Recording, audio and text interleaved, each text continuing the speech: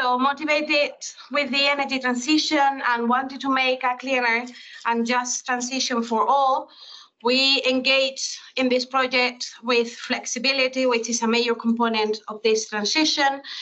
We know that transitions are difficult. There are many layers that have to be integrated and work together effectively. And this is the structure that will follow during this session. We will have we will cover the first layer, the social layer, then we will have the technology layer, and then we will have the regulatory institutional layer. In this event, we will share the learnings that we made during the project. And in addition to the International Advisory Board, we have 3 invited speakers, which are Marine Cornelis. Sorry, I'm in my glasses. Marie Cornelis is an EU Climate Pact ambassador, and with her company, Next Energy Consumers, advises municipalities and initiatives on the sustainable use of energy. We will also have today with us the mayor of Galese. Galese is the location of one of our pilots, Danilo Bersanti. And we will also have Andrés Pinto Bello, as head researcher at the SmartN, and he will be the keynote speaker closing the event, and he will share with us also important insights on flexibility. So I will give the floor, we will project a short video first, and then we will have the first panel or session with Álvaro, the IP of the project, and the leaders of the 4 demos of the project. Maria in Spain, Alison in UK, Erica in Croatia, and Giacomo and Andrea in Italy.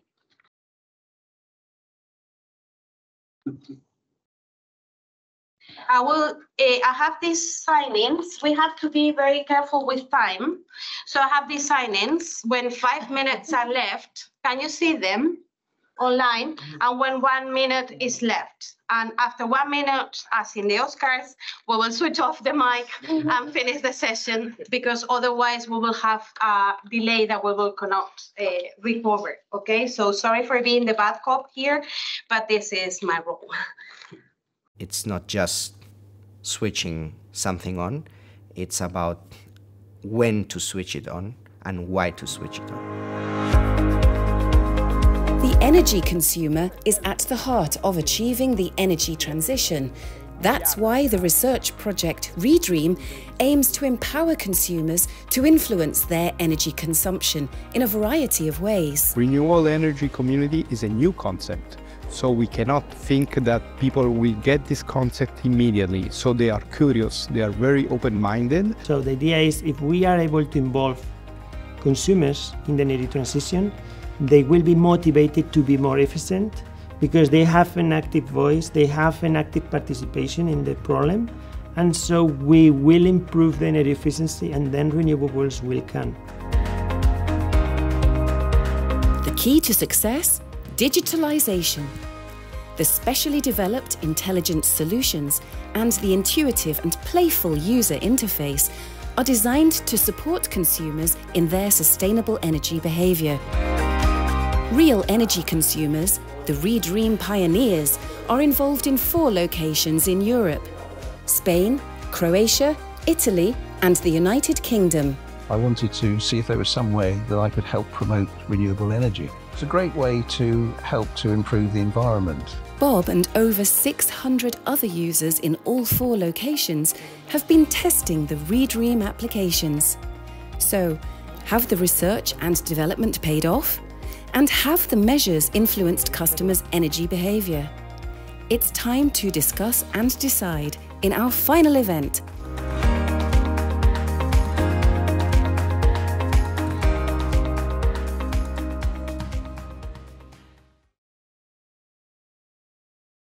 Hello, I'm waiting for the presentation, probably. Well, now it's my turn. I'm going to introduce a bit the project. I will give some highlights that probably most of you know, but some of you probably not because you are more new. in the project. Additionally, I want to highlight what are the differences probably to other projects, because you know that sometimes in H2020 programs or European projects, they sometimes seem similarly, but they are alike. But in this case, I want to highlight some things about this project. Thank you. So first, ReDREAM is a project that is under the call of customer engagement. It means that it's more about engagement than technology, but you cannot split. Okay, this is the first try to apply service dominant logic paradigm in the energy sector. Basically, that is a new paradigm that we are implementing a methodology following this paradigm to involve customers and to create new businesses. It's important also to know that this project aggregates consumers in a power plant. This is not very new. Here, this is quite new. We aggregate tech providers, suppliers, consumers, aggregators, and all the agents related with the unlocking flexibility in consumers or trying to get the most of flexibility to help the electricity system. Okay. Also, we use precise artificial intelligence to manage all the resources and also to onboard people and so on. So this is also quite new.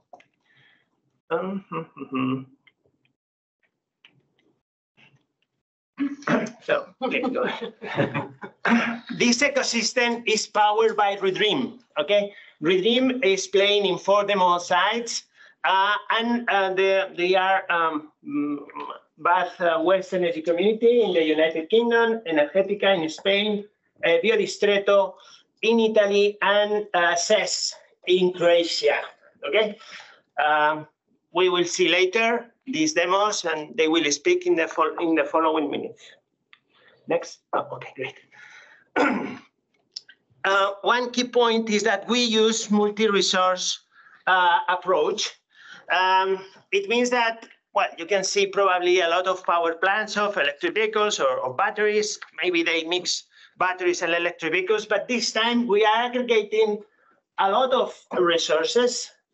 Here are included some, but not all, like hot water, climate or HVAC, water pumping, refrigeration, and solar, batteries, and more. Also, we have illumination of seats and other kind of resources and electric vehicle. This is important. Another important thing in ReDREAM is profitability. Okay, we only use flexibility when it is profitable for the customer. Ideally, the customer should play in an optimal way. If it is not, we will do for him.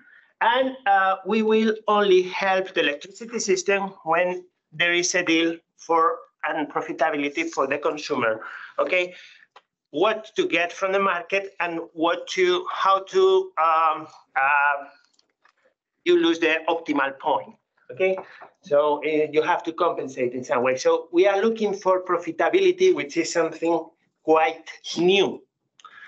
Also, we don't need in ReDREAM to change the appliances. Now you have legacy appliances, and now you need smart appliances. No need. We retrofit what we already have in order to be more sustainable and also to unlock the flexibility of legacy equipment and appliances. Okay. So in the case of a charging post that is not OCPP, for example, compliant, we install a device to this charging post to be smart. Also, another thing that is very important is the self-learning intelligence. It means that in order to replicate this in small customers and also big customers, we need some kind of self-intelligence, because you can change your behavior. You need to install the system in whatever consumer, and the system is starting being dummy, and with the pass of the time is learning and adapting to the behavior and optimizing this behavior. We have different modes, so we can give the consumer control, or in automatic the consumer lose the control, and the artificial intelligence is taking advantage of that. It's like I am always telling the same. It's like a Tesla car you buy, you drive manually. Here you have a manual mode that the customer can set anything, look and see any signal, and behave manually as he wants. And then you buy an add-on to Tesla to be automatic, okay? That is, you don't have to drive. Here is the same. In automatic, energy is managed by the artificial intelligence, and you don't have to set anything, only business rules, comfort levels, things like that, that are restrictions for the artificial intelligence. Here we are in ReDREAM, we are offering different services. Here, they are not all, but the most important. We have a service that is about how to exchange energy in a community. Some generators generate energy, and some consumptions want energy, consumers want energy, and we try to match these needs. Also, we have another product that is a centralized generator that is producing energy to some consumers, how to allocate this energy to the consumers. Also, we have another service that is to be aggregated in a power plant, trying to get the most of the flexibility in the markets, okay? This is another service. And finally, we have a service that is more gamification, that we call that is basically you play with the energy just to understand how you consume and how you change the behavior and you change the consumption, so you can understand how to improve. To do that, we are using flex-ready devices. That is, they are devices that are designed to be connected to markets. Okay, so they are the automation necessary for hot water, batteries, heating, cooling, filtering, lights, water pumping, and other resources. The consumer has a lot of benefits from our solution. Okay, the first one is understanding and visibility, how you consume. Second, efficiency, reducing demand, and also, why not, the bill. New revenues coming from the markets, because we are bringing flexibility and selling flexibility to balancing or wholesale markets. And finally, a reduction of the CO2 that is also very good for those that are very green consumers. And that's all. This is the introduction. I don't know if I have time for questions. No. Yes, you have 2 minutes. Okay, 2 minutes for questions. This introduction, that is just a briefing of the project, trying to highlight those things that are more relevant. Okay, so we can continue. Now, I'm going to introduce first. Okay. I'm going to introduce Maria Regidor from Energética. She's here. Maybe it's not here. And Energética will please present the demonstration, and then we will go with other demonstrations. Okay, sorry that I don't have a presentation for you, but I will explain who we are and what has been our role in the project. We are a small cooperative located in Valladolid. Valladolid is a city in the mid-north Spain, but we operate in the whole region, which is the biggest region in Spain. There we have different provinces, and we perform our work all over the region. we was born because there was an interest in the citizens of our city to take part in the energy system, to make our own decisions. And at the very beginning, we first offered just energy retailing services. But after the years, we also implemented new services that were demand of our members. So right now, we also offer the installation of energy self-consumption, like PV panels for self-consumption. We also work with electric renewable heating. We also act sometimes as a consultancy for the users. So we have deployed like a whole community around us to just be, let's say, someone that can help the citizens in their energy issues, either if they need to install something or to change something or just to understand. We considered really interesting to take part in ReDREAM because we have seen that after the years, more users are installing and implementing different renewable technologies at home, like heat pumps, PV panels, charging points for their electric vehicles. And we thought that this could be a really good way to connect everything and to help them to save energy, but also to maybe take part in the energy system and get some benefits and make their use of energy profitable, which until now is not possible because the regulation is not allowing that. But what we saw it was that this was a really a potential service that we could offer to our members. And well, during the project, what we have done is just to try to gather people with different technologies that could be implemented and that we could be connected in the system, in the ReDREAM system, from heat pumps, PV panels, charging points, but also at commercial level, lights, fans, and well, other different technologies that could in the future be massive and of course provide more flexibility in the system, because right now it's true that Spain is it's a country based on fossil fuels for heating, but it's like the most I think that heat pumps are the most the devices that could give more flexibility right now. And well, it's starting to be deployed, but well, until now what we have done is just to try to look for different users with the features and the requirements that are needed for flexibility, and try to implement all the devices that have been developed here in ReDREAM. I don't know if we have time, or may I continue, or 2 more minutes. Okay. Well, during the next sessions, we will explain how has been the engagement process, which hasn't been really easy.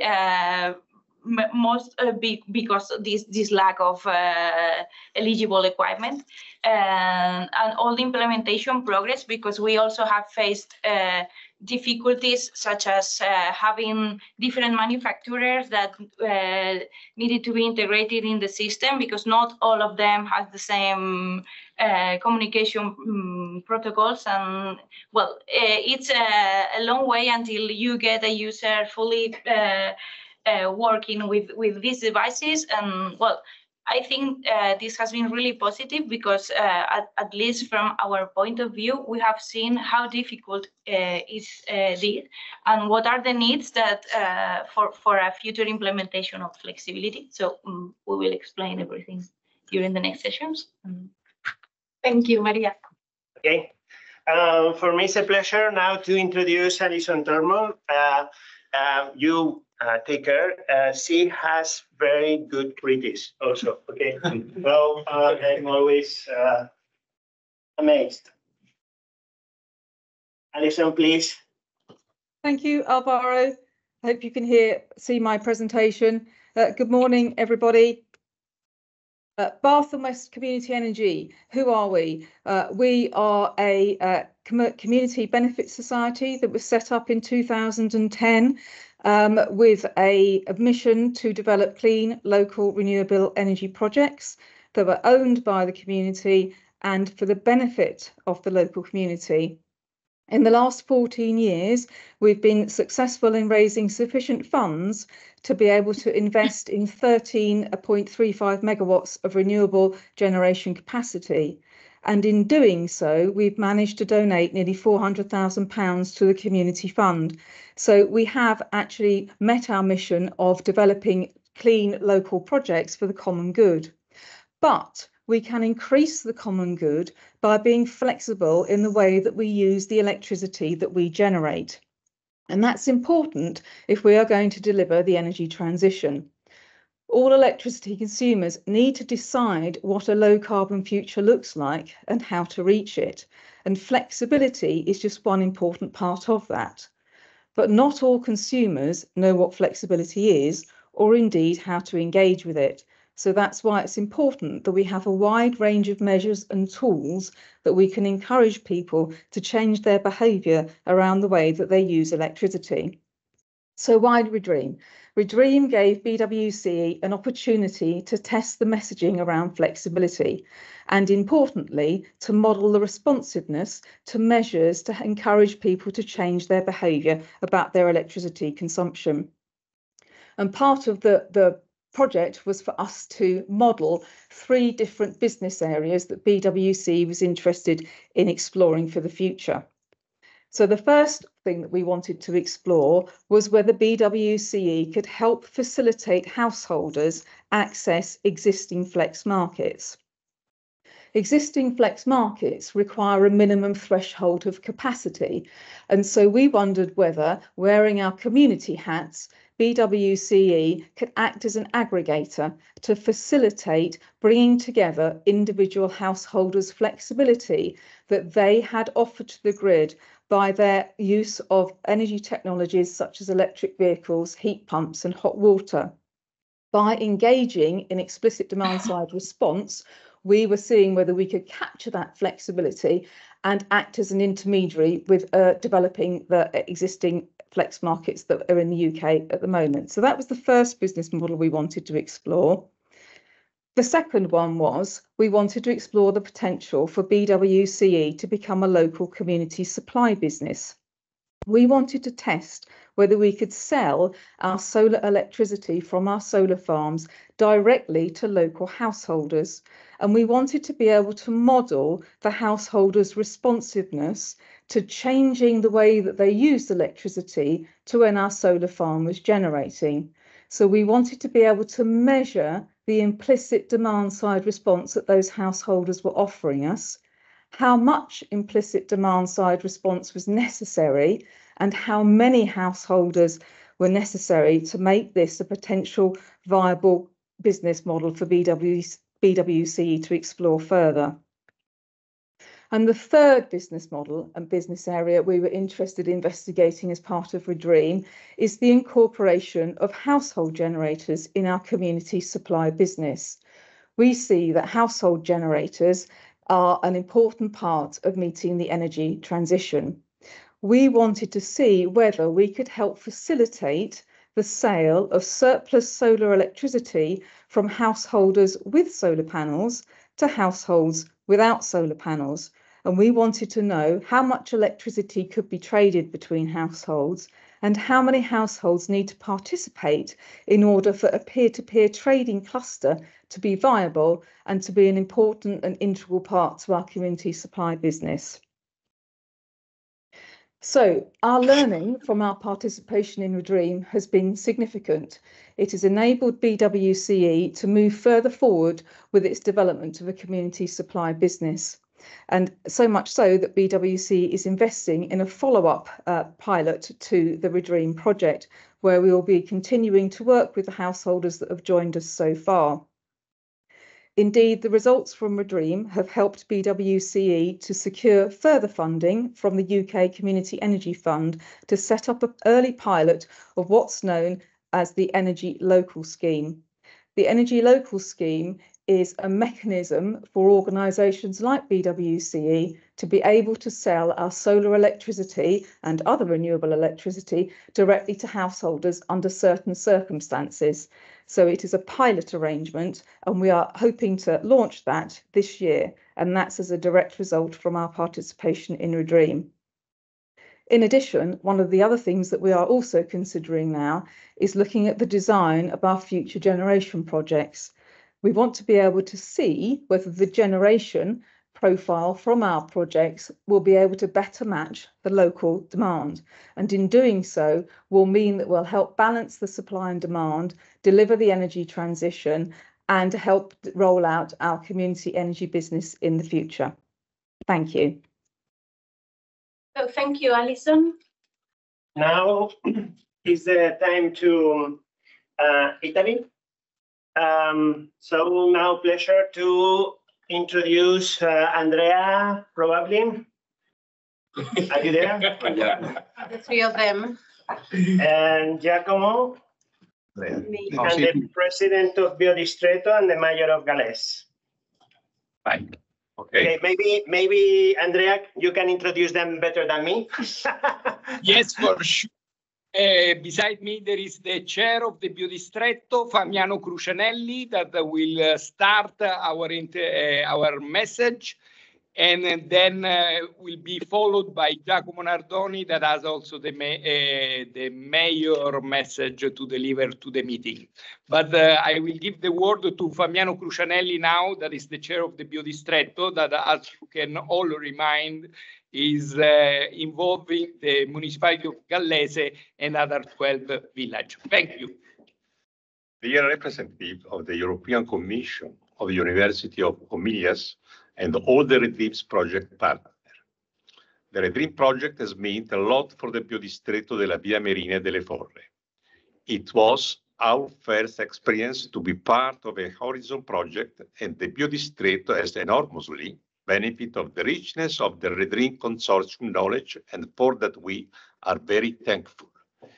Indeed, the project has allowed the Biodistretto to fully implement and an essential part of our plan of work, promoting a new relation of the citizens of our community with renewable energy and their efficient consumption. Thanks to our capacity and the relation system of the Biodistretto, the project impact went beyond the municipality of Gallese. We wait a lot, but finally, now, the renewable energy community is now a reality in Italy, and the Biodistretto, thanks to ReDREAM project, will fully benefit of this opportunity. Thank you. Hello, everyone. I'm Giacomo Nardoni from Biodistretto, and now I'm going to read a message from Danilo Piersanti, the mayor of Gallese. I apologize for not being able to attend the meeting, but I really want to leave a message. The municipality of Gallese, which I represent as mayor, has always been very attentive to the energy transition. For many years, we have been using renewable energy to provide power to schools and sports facilities.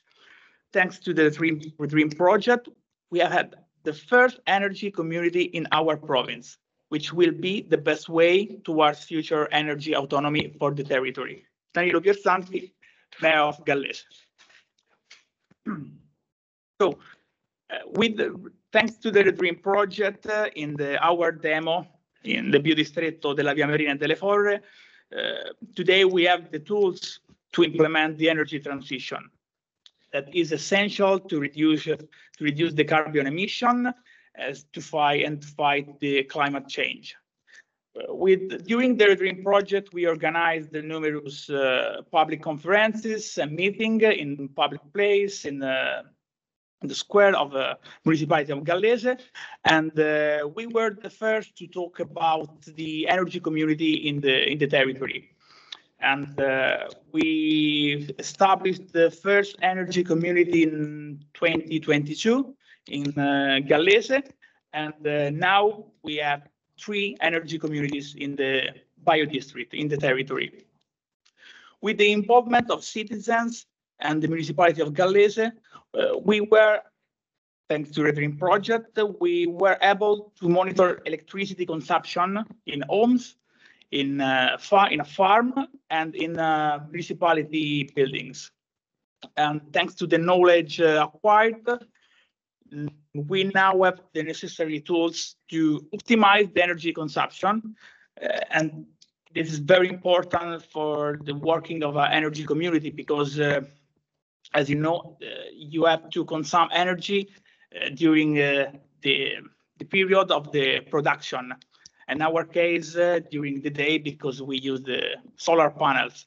And why it is important? Sorry to interrupt. Just 1 minute left.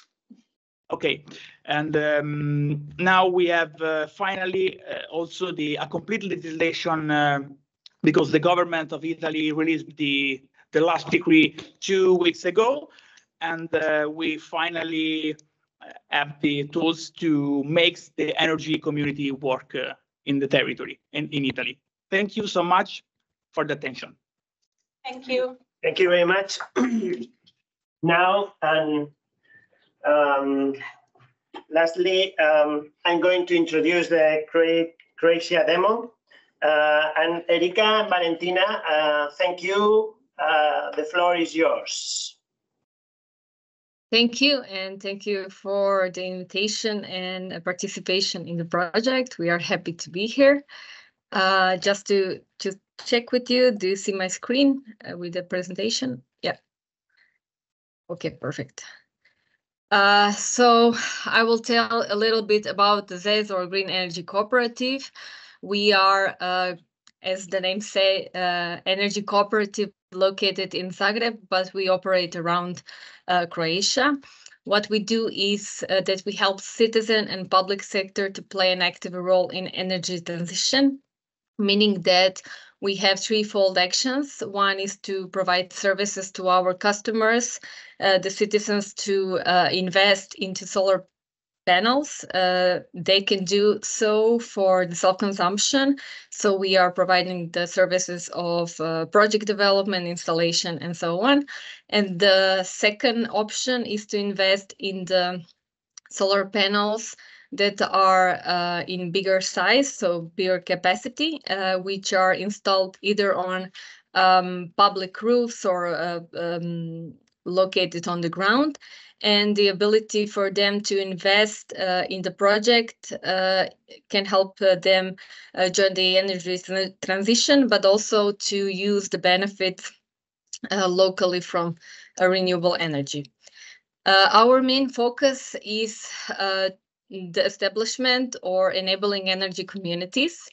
And we are working towards the development of energy communities and its services through different activities. One of them I mentioned previously, through investments.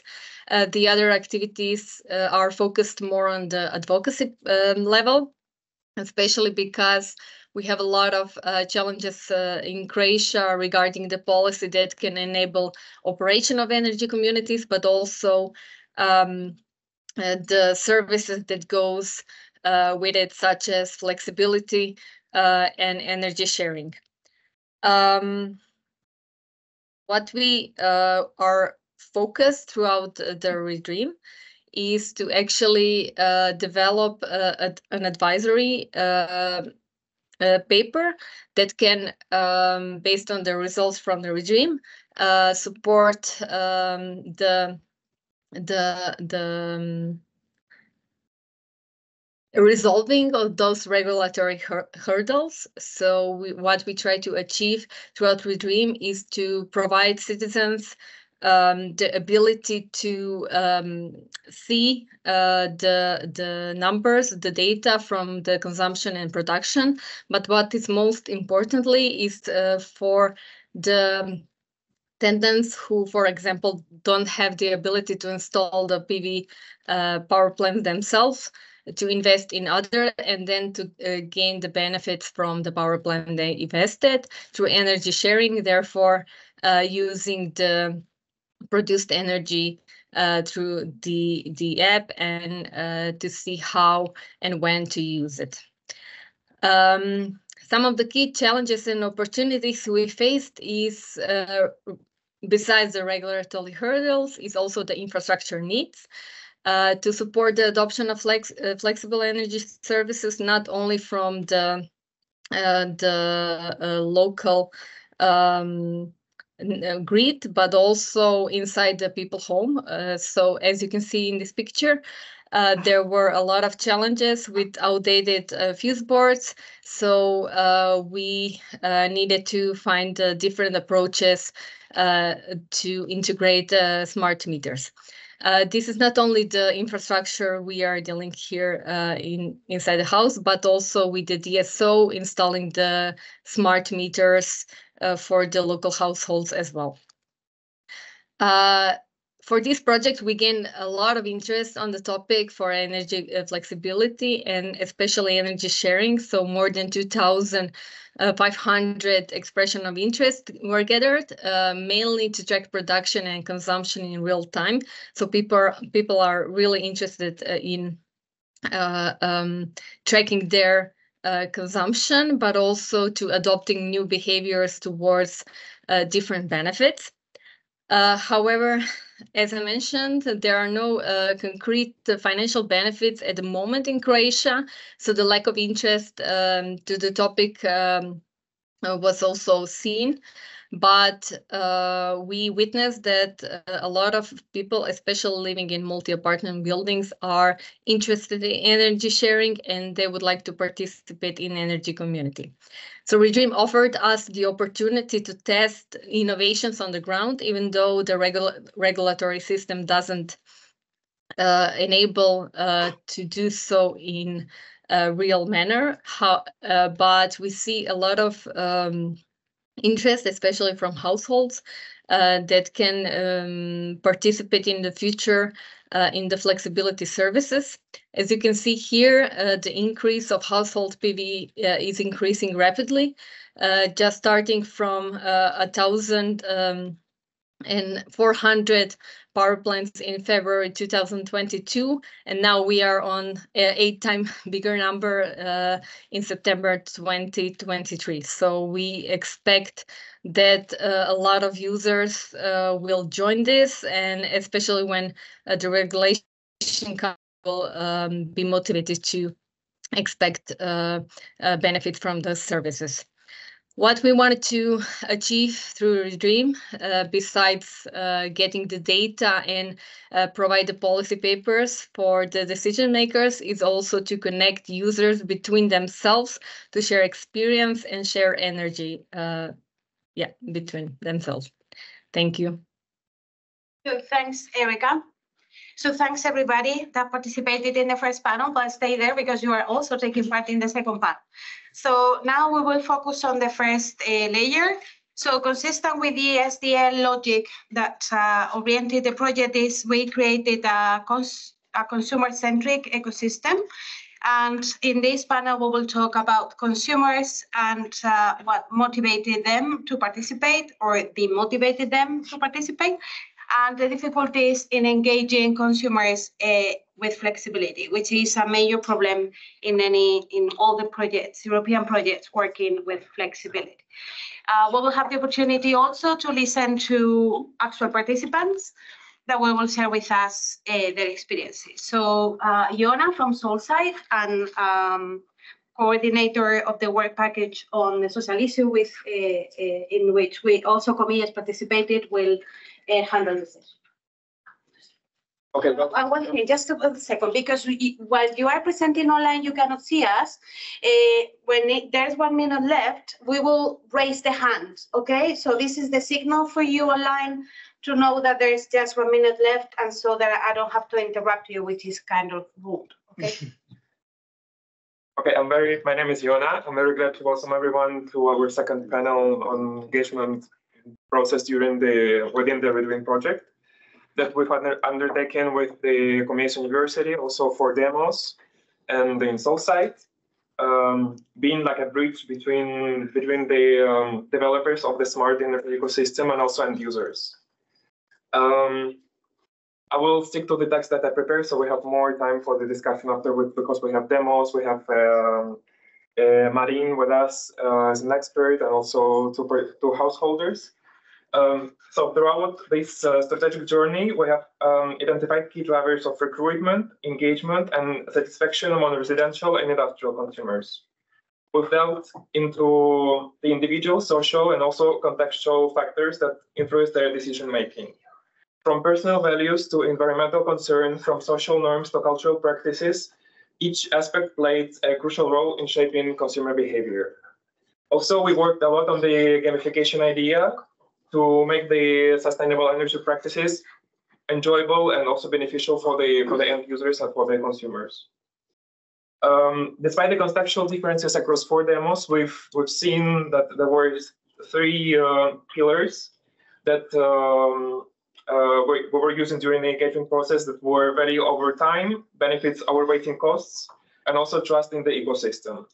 And our design principles were personalization, visibility, simplicity, discoverability, and also managed automation. Speaking about the user experience in the ReDREAM ecosystem. Now I'd like to delve into the discussion between demos, between householders, and we have different voices speaking about the engagement process within the project. And I'd like to begin with a question to the first householder, Bob from BBC, and ask the question probably if you can share with us, Bob, your experience and your overall experience as a householder in the project, and also your objectives to join the trial in the project. Thank you. Oh, good morning. My name is Bob Samwell. I'm one of the householders involved in the project in the UK. My background actually is quite interesting to this. I've spent all my professional career working in the electricity industry as an engineer. And I always felt before I retired that I was disappointed that the industry had never found a way to do demand side management in such a way that it could optimize what had already been built in the grid. So the first thing was, this was an opportunity for me to get involved practically in trying to do something to shift my demand to help optimize the investment in the grid. And secondly, most importantly, it was a way to do that in such a way that it helped promote renewable energy as well.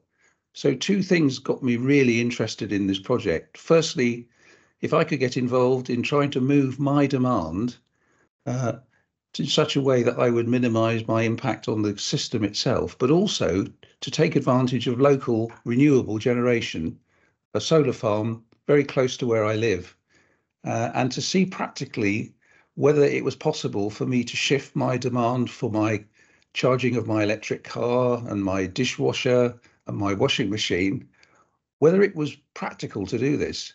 And I was very, very interested to be asked to be involved in the trial. It's been really enjoyable, very interesting, and I think some good results have come out of it. Thank you, Bob. And probably now I will ask also Goran from DES to share your experience and probably some challenges or advantages or the objectives while you joined the DES trial also.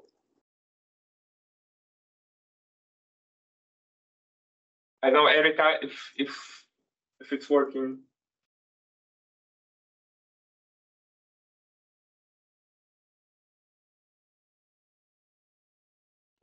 Erika, can you hear us? Yes, so Goran posed that he cannot unmute himself. Okay.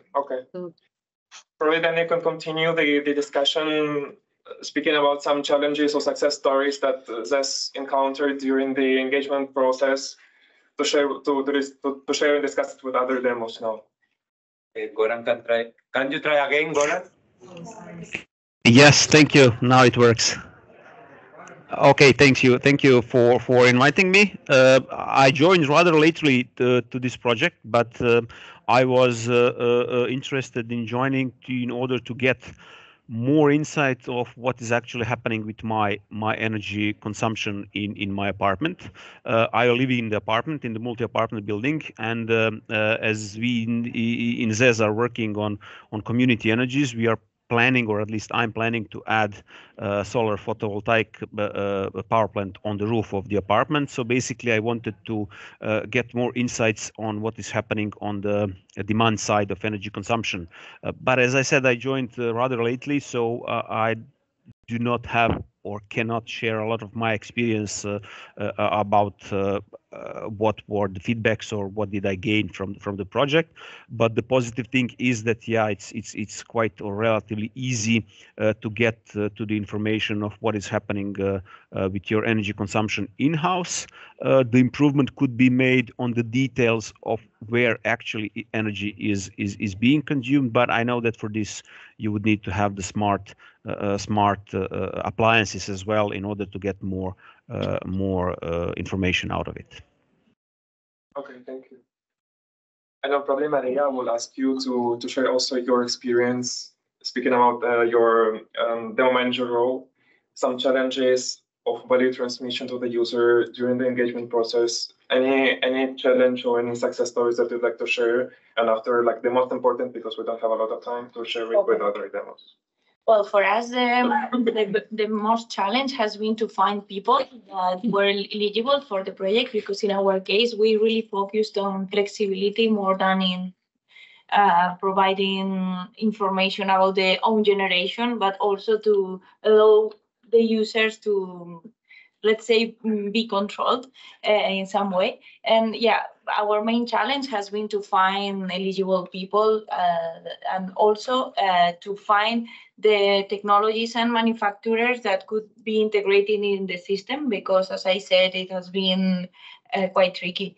But I think that one of the success stories that we have is the energy communities that here in Spain, well, basically they don't have the information in the app of the phone, because in a community this option is only available for domestic or individual installations.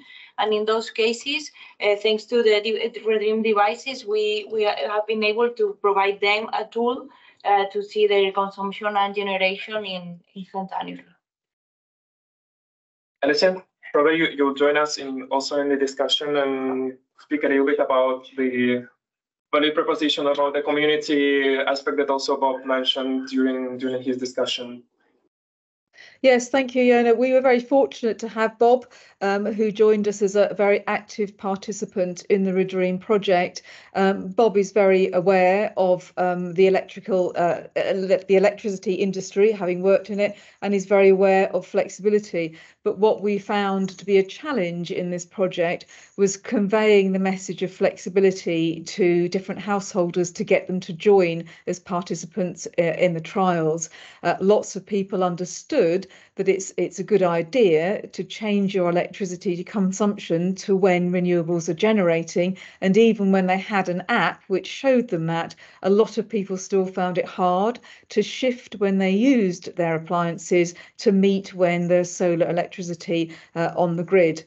We found that some people were better at it than others, but we found that the whole concept of flexibility was quite hard. Most people understand that when we're talking about the energy transition, they think about switching appliances off and turning things down. So when we were saying, actually, we want you to put things on at certain times, they struggled with that. So the whole idea of flexibility is still a big issue that we need to work on further. And the ReDREAM project gave us the opportunity to try lots of different ways to try and get that message across. So we were successful in recruiting a number of householders to the trials, but I think there's much more work to be done to simplify the message around flexibility. Okay, perfect. Thank you. Erika, could you continue also speaking about the challenges or success stories? Alison already mentioned, and Bob mentioned, the community aspect, the technological aspect, flexibility aspect. Probably you can comment on this or delve into something new. Yes. Well, actually, I can agree with both of them. I think we also face the similar challenges regarding the understanding of the message, especially because there is a lack of incentive, and it's really hard to grasp on what the user needs to do to gain benefits. However, besides the engaging of the users, we also face the technological challenges I mentioned earlier, which is something that we would need to work with DSO as well. And what we also faced is that people are not willing to share so much personal information for the third party, which are not, the DSO or somebody operator who would manage their electricity. So there is still a lot of privacy concerns from the user side. However, this provide us the opportunity to revisit our strategies and to develop different user interaction process, which will protect the privacy and creating meaningful incentives, which also is important for us to prepare and engage with different decision makers to further and advocate the needed changes to adopt those innovative solutions. Thank you. Probably we will be ending little by little our discussion, and I will ask Marin to comment on the more global, let's say, using your more global expertise in consumer market and also in the consumer research, and comment on some issues that you can join to the demo manager's discussion or from your side that you see most important.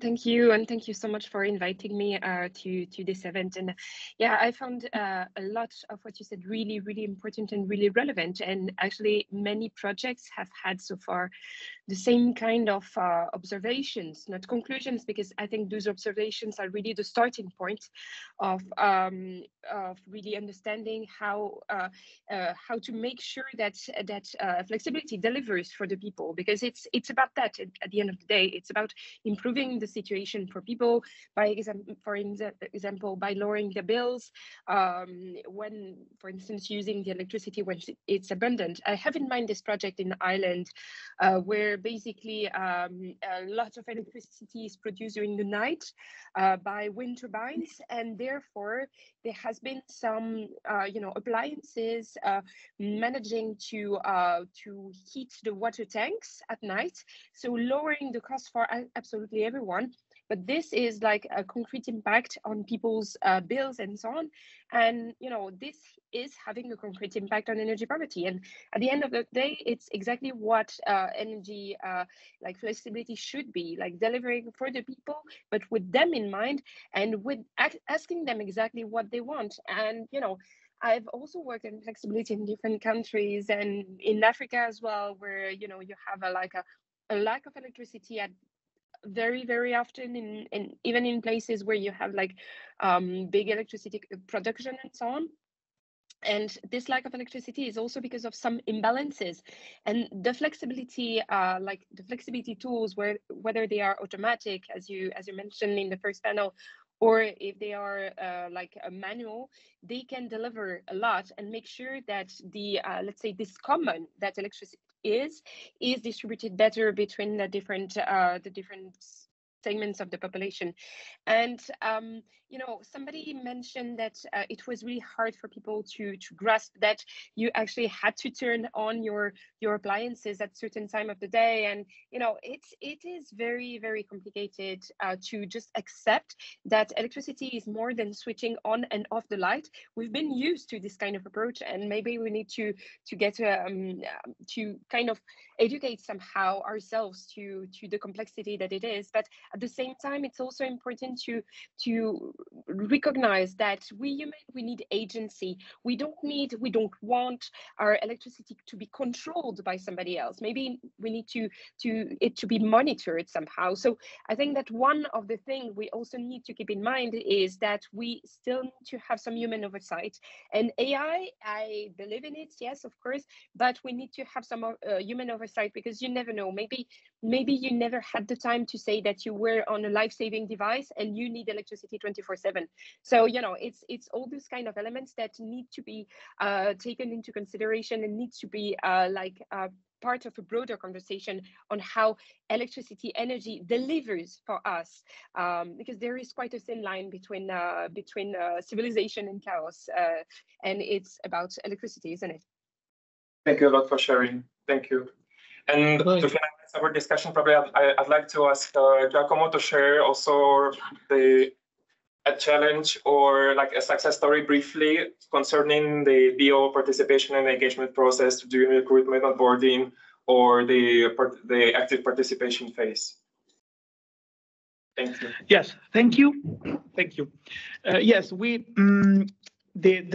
our first strategy to engage, to involve people, it was to organize the public meeting and conferences, public conferences, to explain the DREAM project, to explain the opportunity, to explain the energy community. But probably it wasn't easy because these topics are not easy to understand. And in the second part of the project, we changed the strategy, and we organized private meetings with 1, 2, or 3 people. And with this change of strategy, we was able to involve people in the project.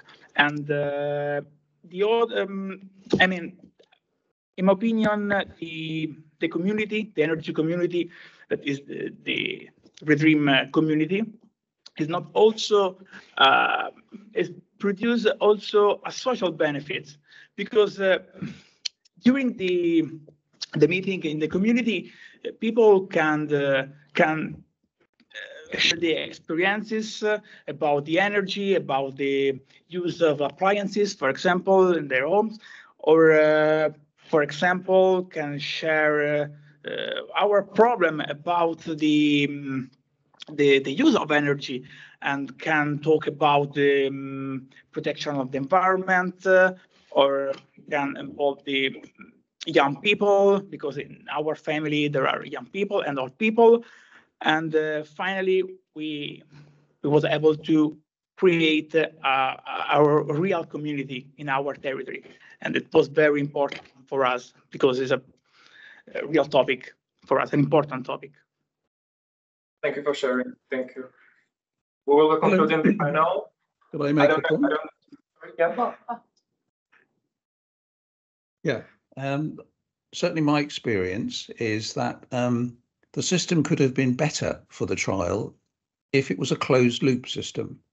What it needed me to do was actually to look at the app to see when the solar farm was generating, and then for me to turn on my appliances.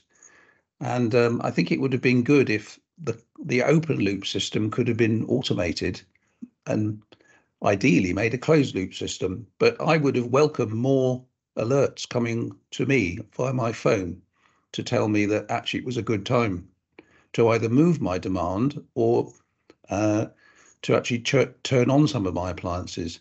And I got better at it as time went on. And I would look at my app in the morning and say, I think it's going to be a sunny day. I know a good time to charge my car is around noon, when the sun is going to be at its strongest and the solar farm its brightest. But actually, I think this needs to be transparent completely and automated for it to be, a really huge success, which I think it can be. So I think more automation and more proactive alerts from you to the customer would be welcome. BWCE has been engaging householders in an innovative trial focused on changing behaviour around using electricity, known as flexibility. Our Flex Community pilot project was the UK demo for the EU-funded ReDREAM project, and we can hear from some of the participating households how this innovative project is helping to deliver net zero. The real motivation for being involved is to try to reduce the carbon footprint of my household. I'm really also interested in good neighbourhoods, neighbours working together, so that fascinated me. And who isn't interested in saving a bit of money and obviously saving some CO2 for the planet? The app was really easy to use and really useful, and I can see really clearly where all my power's going. So I probably use it a bit like a smart meter some of the time. The nice thing about Flex Community is that you can plug in and it will charge your car until such time as the grid stops using renewables and starts using gas. I'm a great believer in all things green, but really for future-proofing for the years to come, really. We simulated the sale of surplus solar electricity from clusters of households in Bath and Pilton with solar panels to neighbouring households without solar panels. We also simulated the sale of solar electricity from BWCE's solar farm at Stowey Ground direct to local households in Bishop Sutton and surrounding villages. All participating householders had the Flex Community app to see when surplus solar electricity was available on the local grid and were encouraged to shift their electricity use to make the most of this solar power. I think it's the way forward, and I think it's a really exciting project and a good idea. This was a research trial, but BWCE is working with fellow community benefit societies and the UK electricity regulators to make this a reality. Ovo su Križevci, grad središnje Hrvatske u kojem provodimo pilot projekt simulacije dijeljenja solarne energije kroz sunčanu zajednicu. A ovo je Marko, naš domaćin. Marko živi u Zagrebu i koristi našu STEMI aplikaciju za simulaciju dijeljenja energije. U aplikaciji se vidi proizvodnja solarne elektrane, vidi se moja potrošnja. Evo, znači tu je vidljivo na ovom grafikonu ukupna proizvodnja solarne elektrane na današnji dan. Ovo je potrošnja u mojem stanu. Znači vidi se da je maksimalno danas bilo nešto ispod 1 kilovata proizvodnja. I znači ovdje se vidi koliko je potrošeno iz mreže, koliko je iz solarne elektrane. Je sve lijepo prikazano grafički, znači sa različitim grafikonima, podacima. Evo, ovo je na razini godine, znači vidi se po mjesecima koliko je proizvodnja u određenom mjesecu, ovo žuto solarna elektrana, a ovo plavo je potrošnja, znači iz mreže. Znači solarne elektrane se nalaze u Križevcima na krovu tehnološkog parka i gradske knjižnice. One proizvode veliku količinu električne energije i mi trošimo zapravo njihove viškove kojih imaju jer je potrošnja na tim objektima manja nego što je instalirana snaga. Mi smo povezani sa tim elektranama u solarnu zajednicu, to je zapravo softverska poveznica putem aplikacije, znači na mobitelu i na online. I evo, drago mi je što mogu što imam priliku koristiti zapravo obnovljivi izvor energije sunce u svojem stanu koji zapravo nema mogućnost instalacije takve solarne elektrane. Projektom ReDREAM simuliramo i testiramo model dijeljenja energije između različitih korisnika. Korištenjem pametnog uređaja i STEMI aplikacije korisnici se uvode u pametno upravljanje električnom energijom. Imaju mogućnost upravljati svojom potrošnjom u odnosu na proizvedenu energiju iz solarne elektrane. Bit suvremenog energetskog sustava koji integrira obnovljive izvore energije je fleksibilnost i prilagodba krajnjim korisnicima. Ovakvim projektima educiramo buduće potrošače i bilježimo njihova korisnička iskustva kako bi se oni bolje prilagodili i postali aktivni u energetskom sustavu. Znači ovo je sad trenutno samo simulacija, jer zakon i propisi nažalost ne dozvoljavaju da se to stvarno i događa, ali čim se riješe ta pitanja legislative, bit ćemo jako sretni da to može zaživjeti u stvarnosti. A da bi to bilo moguće, potrebno je omogućiti dijeljenje energije kroz energetske zajednice, sunčane zajednice. ZEZ se uključuje u ReDREAM projekt iz 2 razloga. Prvi razlog je testiranje inovativnih modela dijeljenja energije iz lokalno dostupnih obnovljivih izvora. Drugi razlog je kako bismo mogli omogućiti svim građanima korištenje solarne energije. Bilo da se radi o korisnicima koji imaju mogućnost instalirati solarnu elektranu na vlastiti krov ili onima koji nemaju, ali da se mogu uključiti u energetske zajednice i dijeliti međusobnu energiju. Naša misija je energija u rukama građana. Svi oni koji imaju mogućnost instalacije solarne elektrane na vlastiti krov mogu nam se javiti na naš servis na sunčanoj strani i dobiti podršku za to. Svi oni koji nemaju tu mogućnost mogu se udružiti u energetske zajednice. A kroz energetske zajednice imaju mogućnost dijeliti lokalno proizvedenu energiju. Uključite se i vi. Kroz aktivnosti projekta ReDREAM želimo vam približiti energetski sustav kakav nam predstoji, te kako ga pametno i efikasno koristiti za maksimalne uštede. Za vas, za klimu i za prirodu.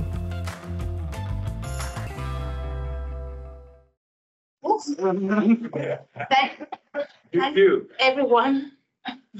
So we have some questions. We have time, I think, to respond to one or two, maybe.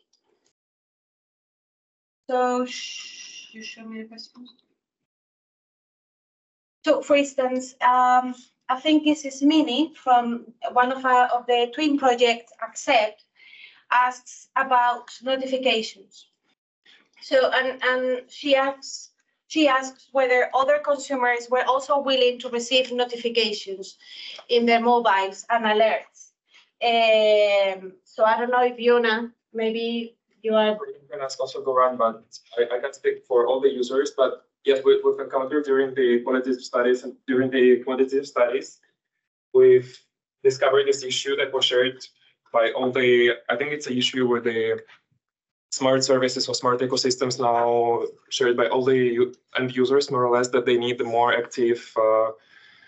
Let's say we were trying to involve a lot of gamification frameworks during the building of the ecosystem, but yes, we were missing a lot of active notifications or some active recommendations from the ecosystem. So the behavioral changes will be more easily done. Let's say more easily done by users. Yeah, from my side.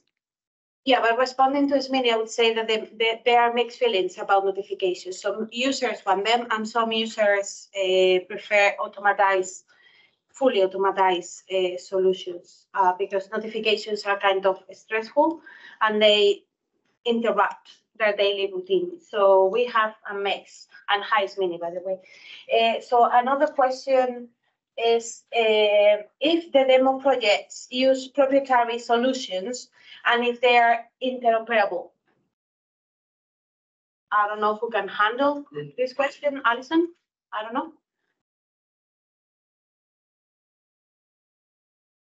Hi, Carmen. I'm happy to answer the question, but could you repeat it because I couldn't hear it properly, please? Yes. If the demos are using proprietary solutions and if these solutions are interoperable, I guess that the question referred to interoperability across demos, I guess. Or so between them. Between demos, I'm guessing that it depends on the different setup between the demo countries. Is that what you're talking about? Certainly in the UK, we are out on a bit of a limb. I think our electricity regulations are different to the rest of Europe, and certainly the electrical setup in the UK is definitely different to the rest of Europe. And certainly STEMI had its work cut out when it had to set up its devices to be able to be compatible to the UK electricity market. I'm not sure if I've answered that question properly, though.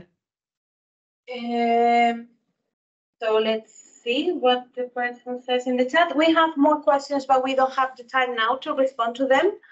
So we will handle these questions in the next panel, okay? Well, there's no answer, so I guess the questions were yes. So yes, you provided a good explanation, Alison. Thanks a lot. So we will have it now a 10-minute break. So welcome back. We are now moving to our second panel on technology, the second key layer of the transition.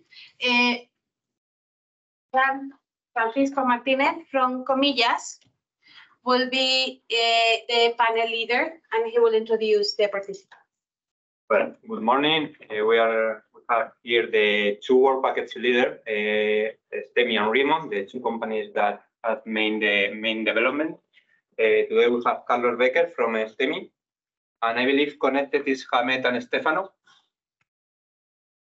Is it? Hello, everyone. Hi, Hamed. Stefano? I guess he has some sort of difficulties to connect. Okay, so we are. So first question will be how we reach the final users. Well, what we offer technology.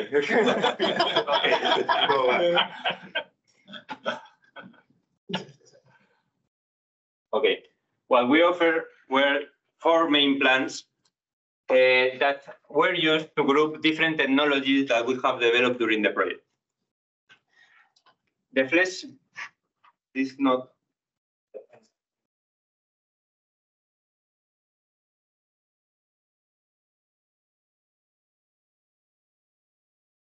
But if the animation is not working, I'm going to do it.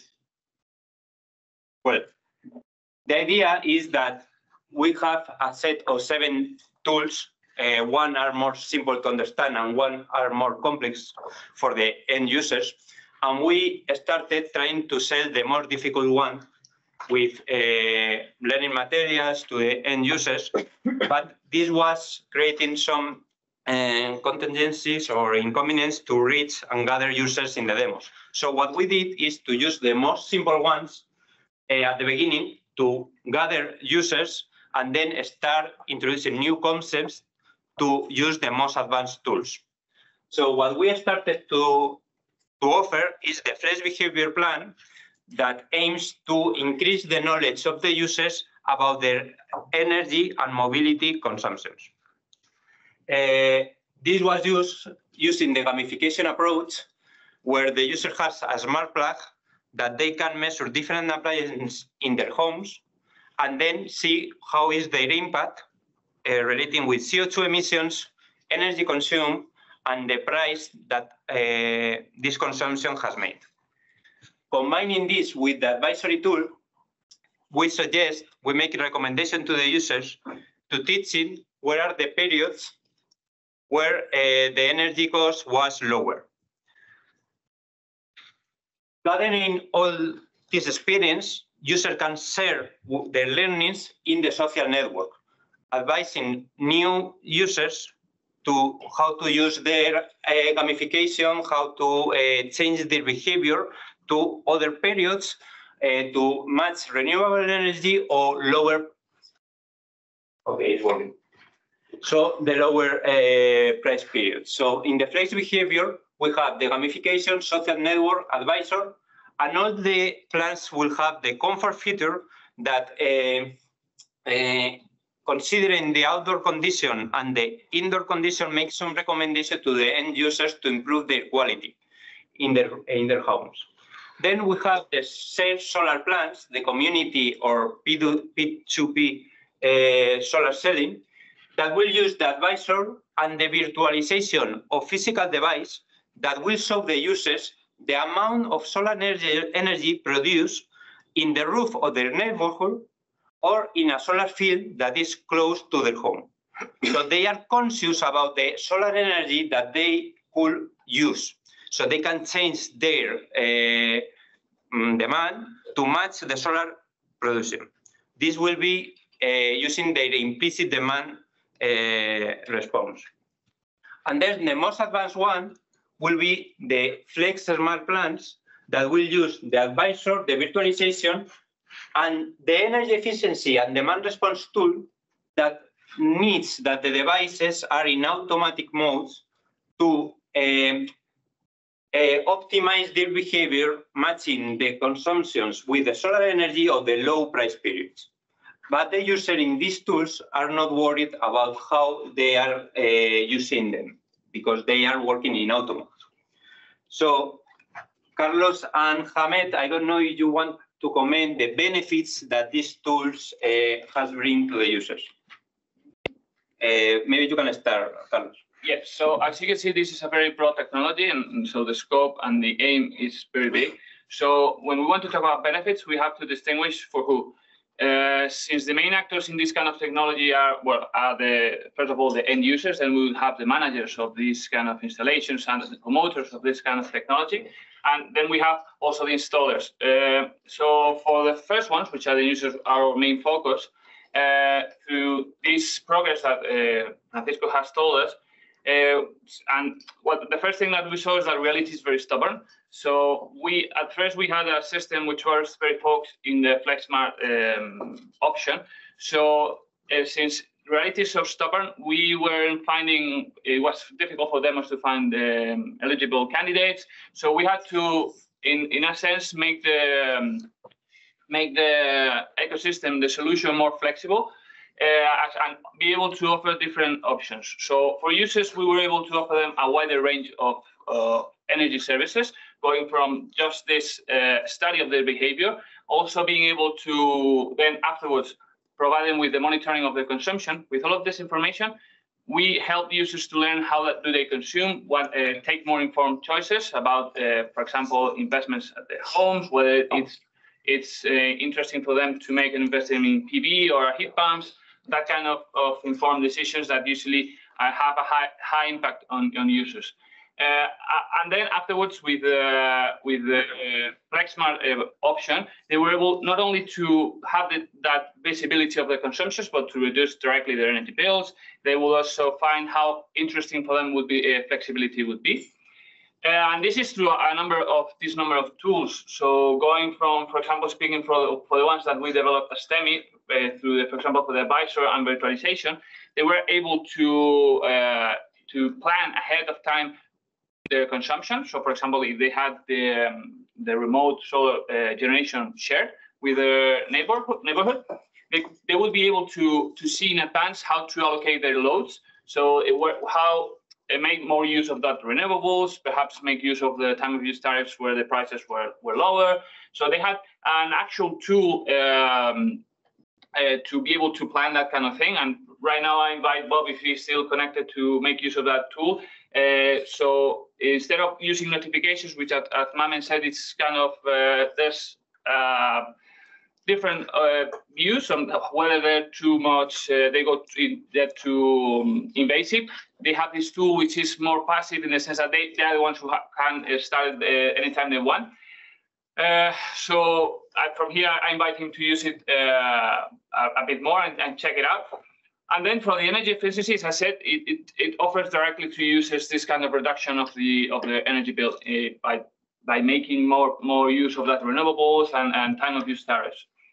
Then if we go to the manager side of the promoters of this kind of solution, the platform that has been developed offers them, first of all, a way of adapting their energy services for the users. So we can offer them specific interfaces and processes to manage these users, and what are the expectations for them, the timelines, and that kind of to guide them through all of this installation and what information do they need to gather.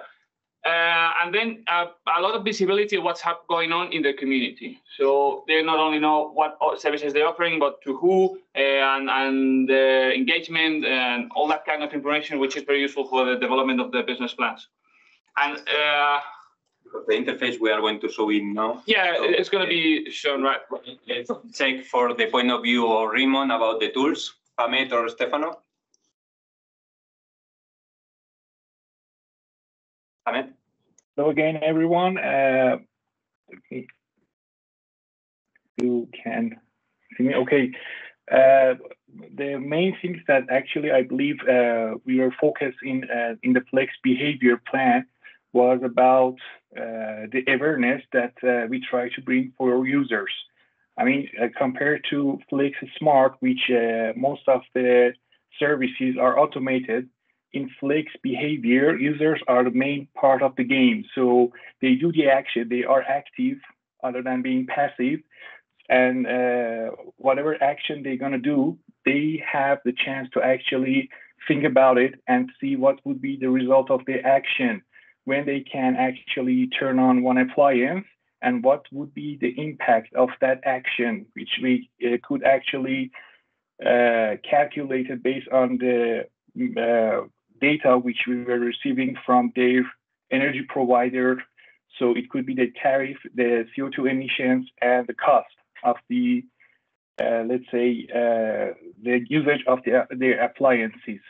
So the challenge here was bringing the gamification, which behave like some sort of physical action in this platform for the users. So that's, I believe, is the main part, or let's say main goal for us to achieve. Okay, thanks, Ahmed. So thanks for your explanation about what is the importance and the main objectives of the tools. For developing these tools, we make different hardware integration and API integrations.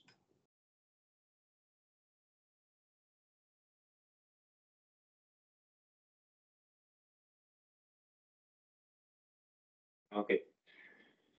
So, for instance, for the Flex behavior plan, we make different hardware integration of a smart plug. Hamed and Carlos, you have also hardware integration of heat pumps and other electric vehicle charging points, mainly. But do you want to comment what are the benefits of using API instead of hardware integrations, or what have been the main developments? Yeah, so during this project, we had to, on one hand, had to integrate with brands of assets. So the initial, the foreseen brands that we were going to manage in terms of assets, for example, heat pumps, they were not the ones which were installed. So we had to develop those integrations with these new brands. That also, for example, for the EV chargers, that was also the case. So we had to expand that. For example, so for heat pumps, we had to integrate with new brands such as Baxi and Daikin. And then for EV chargers, we had to integrate with a Spanish company, which is called Orbis. That was one of the development. Then additionally, through API, we had to also expand to different EV chargers. Well, actually, it's API through OCPP, which is a standard protocol for connecting with these. Also, we had to leverage new kind of assets which initially were not contemplated. So, for example, there was a development done internally which we had to fasten, try to speed up to be able to put it into the project to control a series of assets. Those were for control time loads. So that means loads that were required to work a certain amount of time. So we had to speed up that development to be able to include it in the project. So we had to carry these integrations and developments, adapting to the actual needs and what we found out on the field. Okay, and how we have convert or bring all these technology developments to the user through interface, of course. And the main one, or the first one, let's say, is the onboarding page that Carlos was mentioning before about gathering information about the users, their tariff, and where the users can apply for the different plans that we saw before. So, for instance, here we are showing the Flex behavior plan about playing with this smart plug or the mobility necessities, or participating in the solar shared plan of a community solar field. So what is the most important information that we need to obtain using this interface, onboarding portal? So the idea is for each energy service, you need like a base knowledge of the user, which that's containing what we call the profile, which is your personal profile from your meter point. So that would be the main data that we need is basically the location that will give us data about your weather, so we can make predictions whether it's going to be a lot of sun or there's not, whether it's going to be cold or hot or whatever. And then additionally, I would say that the other very significant data is your energy tariff.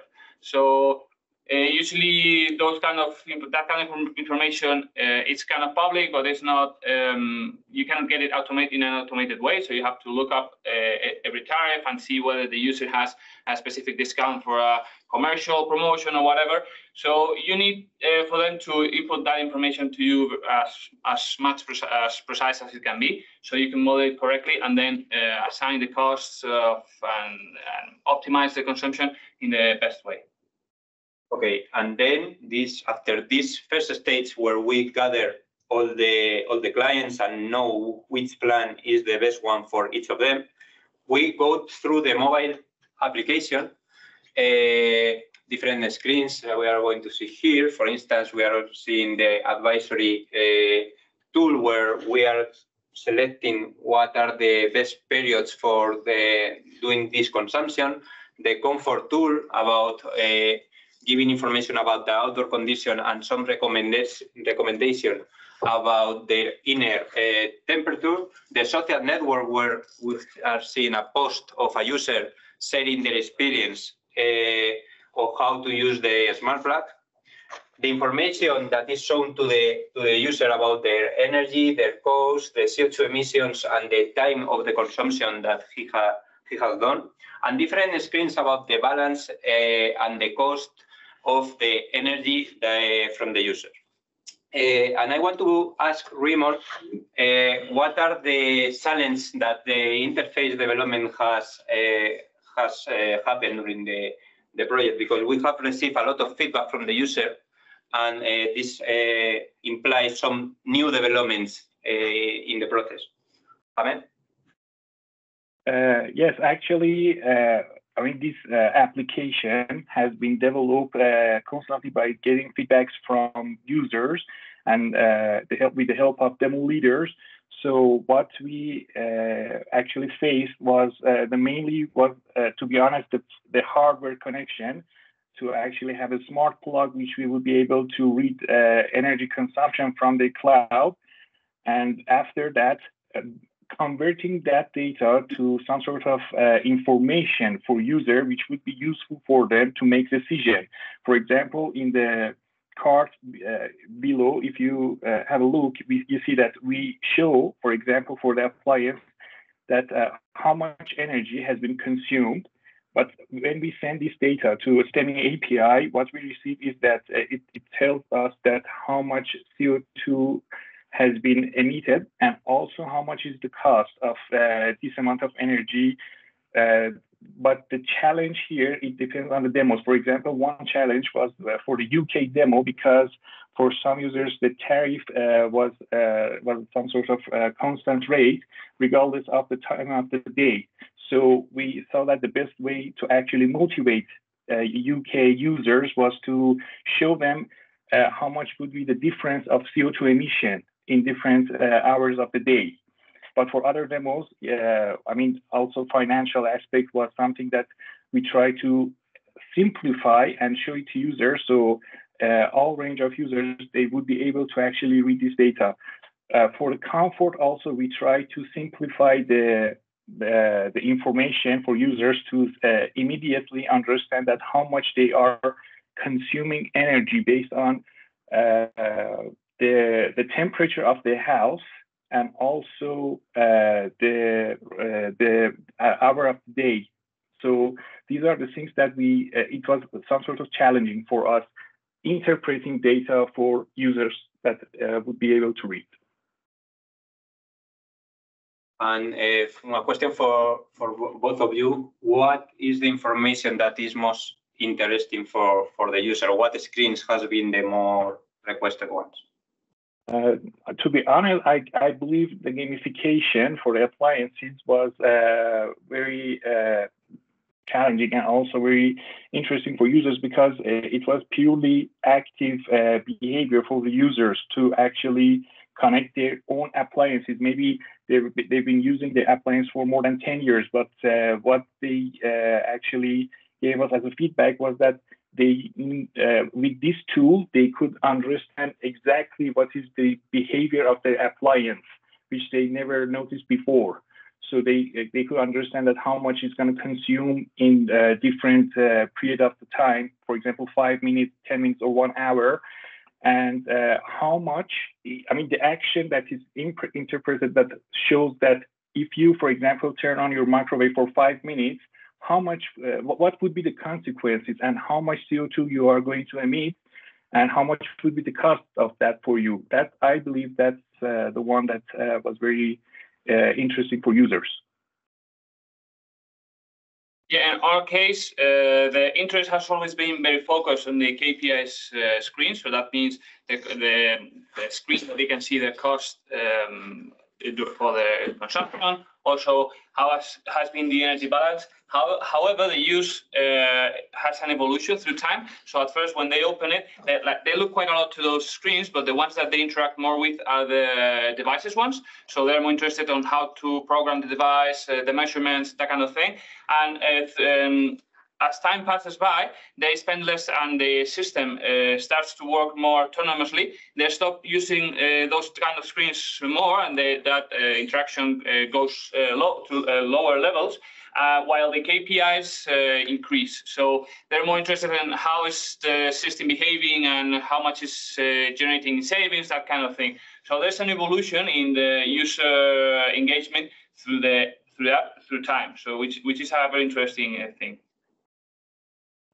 One interesting thing that is worth to highlight is that not only STEMI and ReDREAM has developed tools, also two universities, NTUA in charge of the comfort service and UTBC in charge of the mobility service, has developed their tools. And among all of us, we have communicate all the information using APIs. I saw a question about where is the data, and all the data is gathered in European servers and it belongs to the platform that we have developed here in ReDREAM. Now I want to finalize the discussion with some challenges that the major technology developers has faced. One of them has made the project was focused on the end user, so with a service dominant logic, and this gathers a lot of feedback from users constantly. So this requires a lot of change in the interfaces, and I leave Hamed to comment how this has been translated in the development of the interfaces. I mean, this one actually was mostly about the feedbacks that we were receiving from demo leaders and users, that to see that when is the best time for them to actually use these services. So communicating with users to actually see that if based on the data that they have provided for us, when they can improve the behavior. So we try to actually simplify everything based on the communication with all the partners to actually have very smooth and very flexible action for the users to communicate with the app. But based on what you mentioned before, I really need to actually clarify here that one of the main advantage for us was that we avoid to reinvent the wheel, because most of the data that we are actually representing in all the services was based on public APIs. So we could actually simplify the load of the data for our system to have it constantly working. Okay. Let's go also. We have been discussing that explicit demand response is not ready yet. So it's very difficult to reach the users with something that is not materialized in some compensation.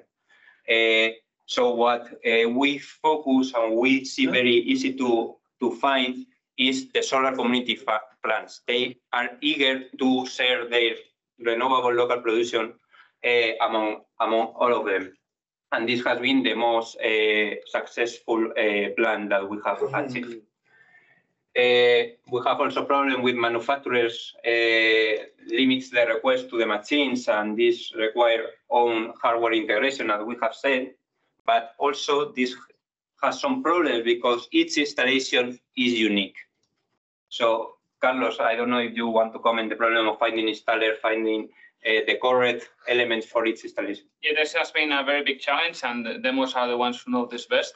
Is we have worked hand to hand with them to try to adapt our solution to these installations, which, as Francisco said, they are quite unique. So, for instance, we had one example of installation of a manufacturer that we had it looked very clear how to integrate with them. But then, first of all, you need to find an installer willing to do some installations of a product which they don't know really well, and they are not sure what's going to be the volume. So you have to convince them whether this is going to be something which is going to be grown. So that there you have just the first problem.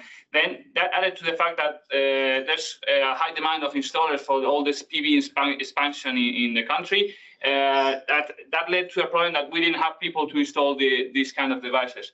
Then, as I said, in this case of this kind of manufacturer, once we managed to find out the specifications for the integration, we ordered the required equipment, we got to the client's house, and we had to go through 4 different iterations with this client, changing the thermostats, equipment. We had to have service visits from the manufacturer to check whether it was issues of the machine or what's of the board. We found out issues in the software of the manufacturer.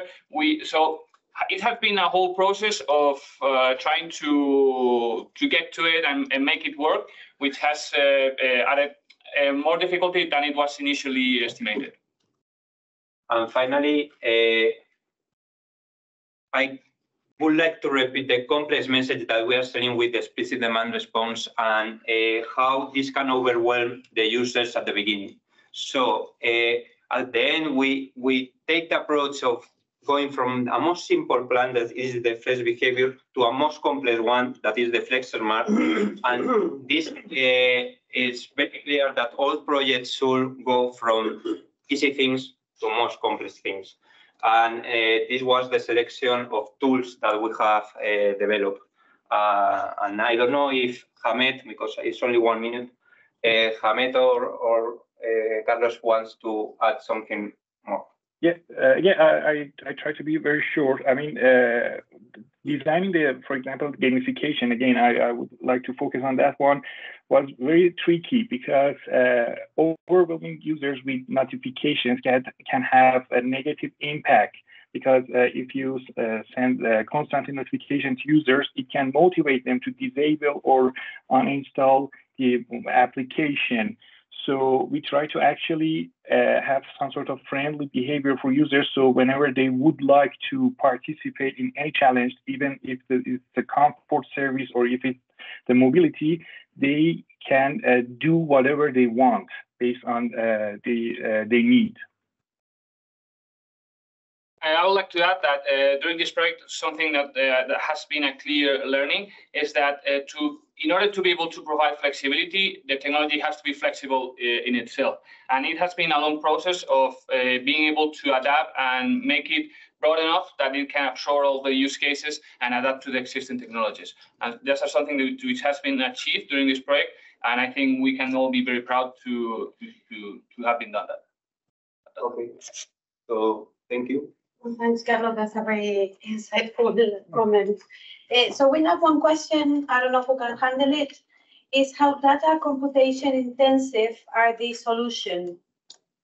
As it was mentioned, these are performed in the cloud. Is it certain that CO2 emissions reductions from the households are lower than the carbon emissions from the data cloud centers? Thank you. Well, I can speak for our services. It has been, since the creation of this technology, has been one of the key points, how to optimize the computing power needed to allow this kind of technology. And in contrast to other services, artificial intelligence services such as Google or Amazon, that kind of thing, they have like very big black boxes which they throw out like hundreds of millions of parameters and make it learn.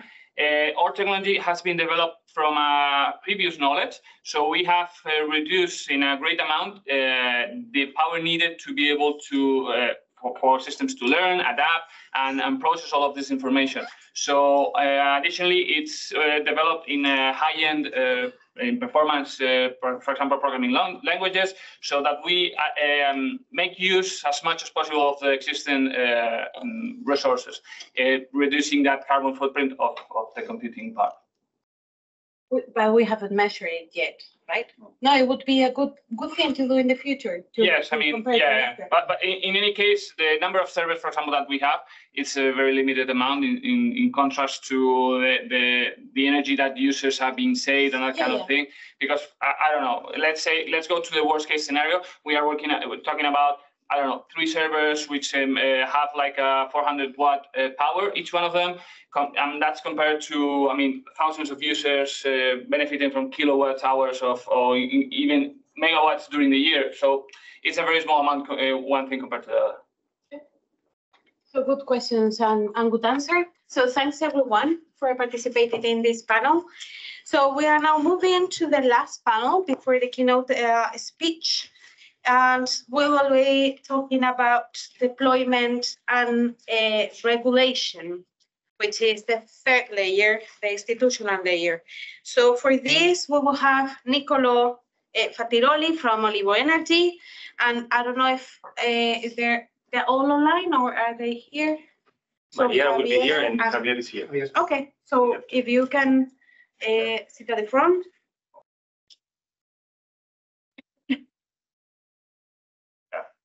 So good morning again to everyone. We have heard already a lot of things. So let's try to see if we can entertain you for another 50 minutes because this is going to be the longest session.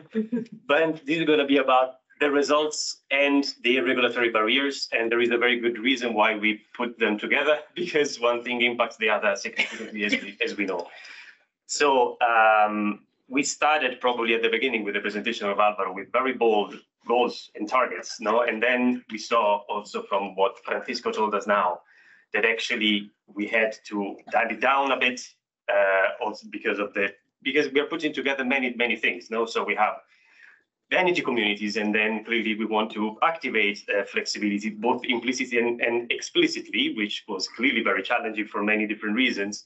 And then we had the technology issues, and then we had the social engagement issues. So there were many things that had to actually work. But we did achieve many things. And in any case, we're going to try to wrap them up in this session. So this session is going to be structured like this. We're going to start with 2 brief presentations. One from Javier of OMIE that led the regulatory analysis for the project, both at the beginning and at the end. And then we're going to have a presentation from Andreas of NTUA, which is going to present us some of the results to give us an overview of some of the most interesting results in terms of numbers and graphics that you're going to enjoy very much, hopefully. And then we're going to discuss both the regulatory barriers and the results with the demos, because clearly the experience that each demo had was with the head points of contact, but it was also very different. So we are going to delve into the details with them after. So for the moment, I can leave the floor to you. Thank you, Niccolò. Presentation. I don't know if you can. Okay. As Niccolò said, I'm going to present this panel about regulation. And concretely, for this presentation, I would like to introduce as regulatory challenges for flexibility in ReDREAM. So during the project, we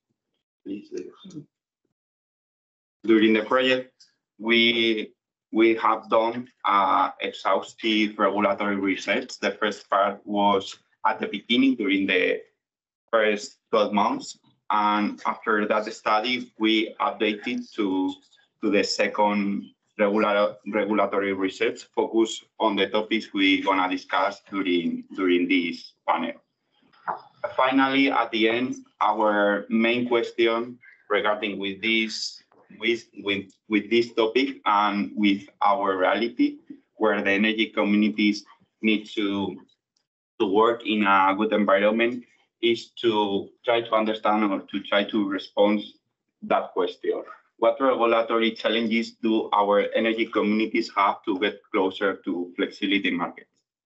Finally, there are many regulations, there are many things that everyone can do, but the final thing is to know or to try to research if it's possible in its reality, in its demo.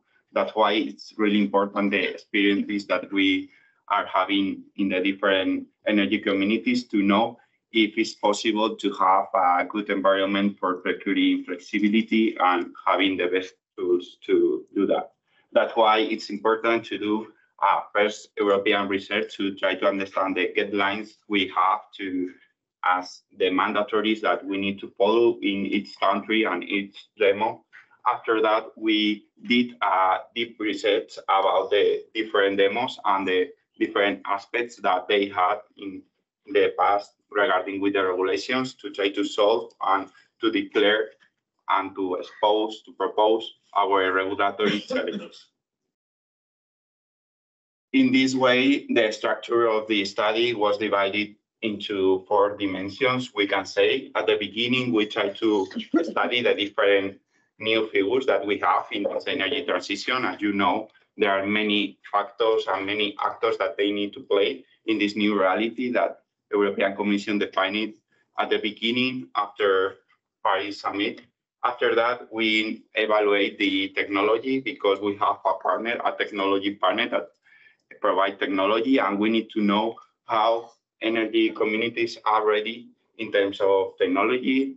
Are they have the enough devices to monitorize the consumption energy? Or the other thing is regarding with the energy and flexibility into modalities. And the last one is to look for the interest of energy communities to have this opportunity to give flexibility in implicit mode and explicit mode. At the end, we did a comparison, a regulatory comparison. As you see in this picture, it's not seen really well. If you want more information, I can provide you the final document to see the detail.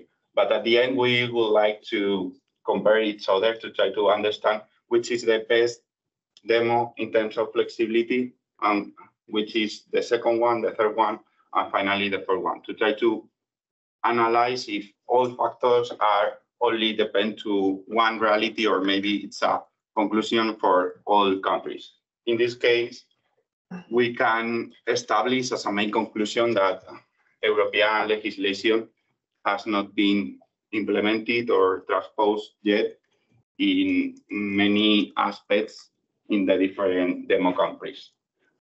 For the case of UK, in this case, they have energy flexibility markets, and the state of these markets is really advanced comparing with the others.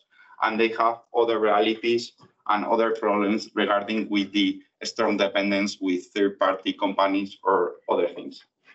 And this is the first input for the regulatory aspects, and this is the first picture that you need to take into account to continue with the following discussions among different demos. And right now, this is something, a slide to say that here in this project, we test the participation of the market without taking into account the regulation. And we test different environments where we were capable of doing different scenarios, price completely different, with the STEMI platform connected directly to the market platform, thanks to the energy resources that Energetica has in this moment. And this, for me, the last message that I want to say is that the flexibility, as you can see, is ready for procuring new solutions, new business model. And right now, I think all stakeholders, it doesn't matter if it's the market operator or the national authority or the energy community, whatever, need to work in the regulation and try to understand which is what we need to improve in our realities, in our demos, and in our countries. And this is all for my slide. Yeah, and thank you very much. Yeah, so we have heard a lot of interesting things, and also what and why we couldn't do many of the things that we were set up at the beginning of the project. But now I think it's the moment to see what we did manage to do. So, and Andreas has worked relentlessly with all the data that we gathered from the demos. And so if you want to start with your presentation, Andreas. Okay. Hello, everyone. Can you see my screen? Yes. Yeah. Yes. Okay. So one of just a moment.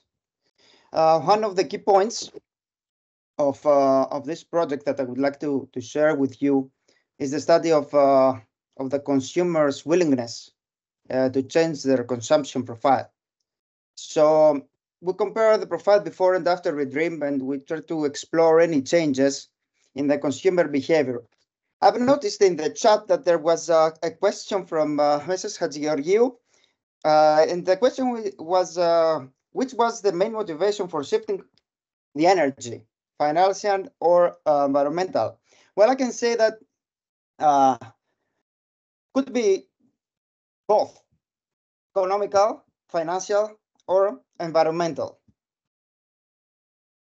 One thing to also to say that we calculate profiles of the use for different profile for weekends and weekdays, since we tend to use the energy differently during these days. So in this sample of consumers which participated in the community solar plan in UK demo, we observe that the shift takes place towards those times of the day when there is daylight, okay? And obviously it's a high proportion of renewable energy in the energy in the mix.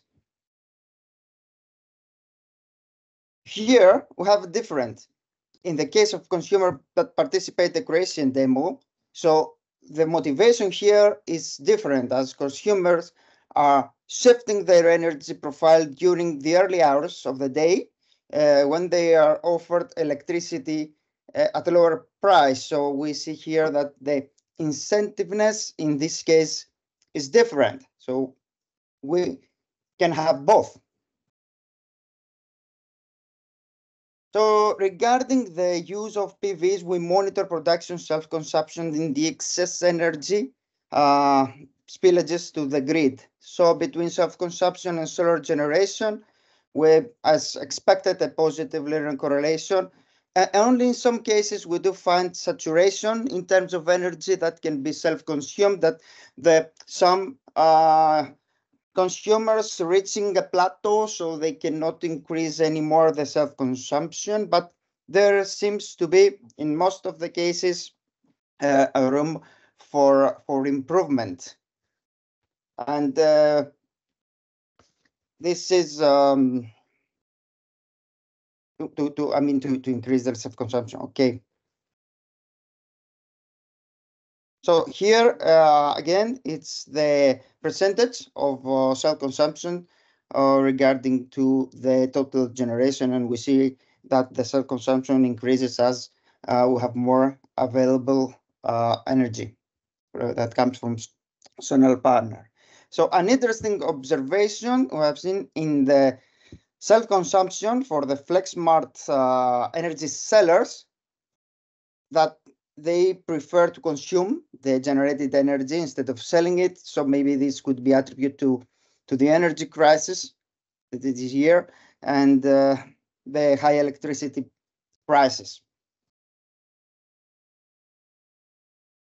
So here we can see aggregated results for certain consumption and spillages as well. The percentage of self-consumption with respect to the average solar generation. So the lower the percentage of self-consumption, the higher the proportion of the electricity is being exported to the grid, and the household would benefit from shifting electricity consumption to times where there is greater generation from solar PVs. So how we can do that? We install batteries, we install solar inverter controllers, use smart sockets to schedule appliance to run during the day and things like that. And of course, we don't want to switch on, switch off devices. We want a smart system to do that for us or suggest us for us. So the reason why here we use the average solar generation, this is very important, is because the participation of consumer in the project is gradual. So we don't have data from the same number in all phases of the project. So if we switch to the total generation, we can see that there is a limited availability of data in the first months of the project. So here is the Spanish demo. We more or less, it's the same curve, but we observe that it's likely to occur some outliers. I don't know if I have. Okay, here. And these outliers should be examined for errors or any biases, and should be removed before any fitting or smoothing method is applied. This is something that on extreme value that observe also in demo in Croatia. So this is more likely to find this kind of values within the first month of the data collection, where is all the troubleshooting is taking place. So the overall conclusion and the reason that I'm sharing this with you is that due to the nature of the project, it takes a considerable amount of time for the potential users to be informed, to become subsequently familiar with the equipment, with the objective of the projects. And also, it needs a considerable amount of time for observation and data collection, which will help us to draw safe conclusions and minimize the statistical error of the calculations. That's what I would like to share with you. That's all I'll get for the moment. Thank you very much, Andreas. I don't know if there are already questions, or maybe we can take them later. Okay, that's very good. So thank you very much for presenting these results. And again, I would compare them also with what we said at the beginning of this event. No, so everything that we wanted to do, but we couldn't do it, also because of the regulatory barriers that Javier presented. But we did manage to achieve the, I would say, at least 3 of the goals or the benefit for the consumers that Alvaro was presenting at the beginning. No, so to inform them more, and for sure we did it, to help them save some money, and exactly as we saw in the case of Croatia, actually we did it. Hopefully also to save some CO2, because we increased, due to everything that we did, a little bit the matching with the renewable generation. What we couldn't actually do was the explicit flexibility, and we know very well why. But in any case, starting from these conclusions, now I would like to ask 2 rounds of questions to each of the demo, and the questions are going to be basically the same, but I know that the answers will not be the same because you all have very different experiences. And since we saw a few of the results of what we can call actually implicit flexibility, or a little bit of reaction to price signals or reaction to the information that we shared, I would like to start with the UK.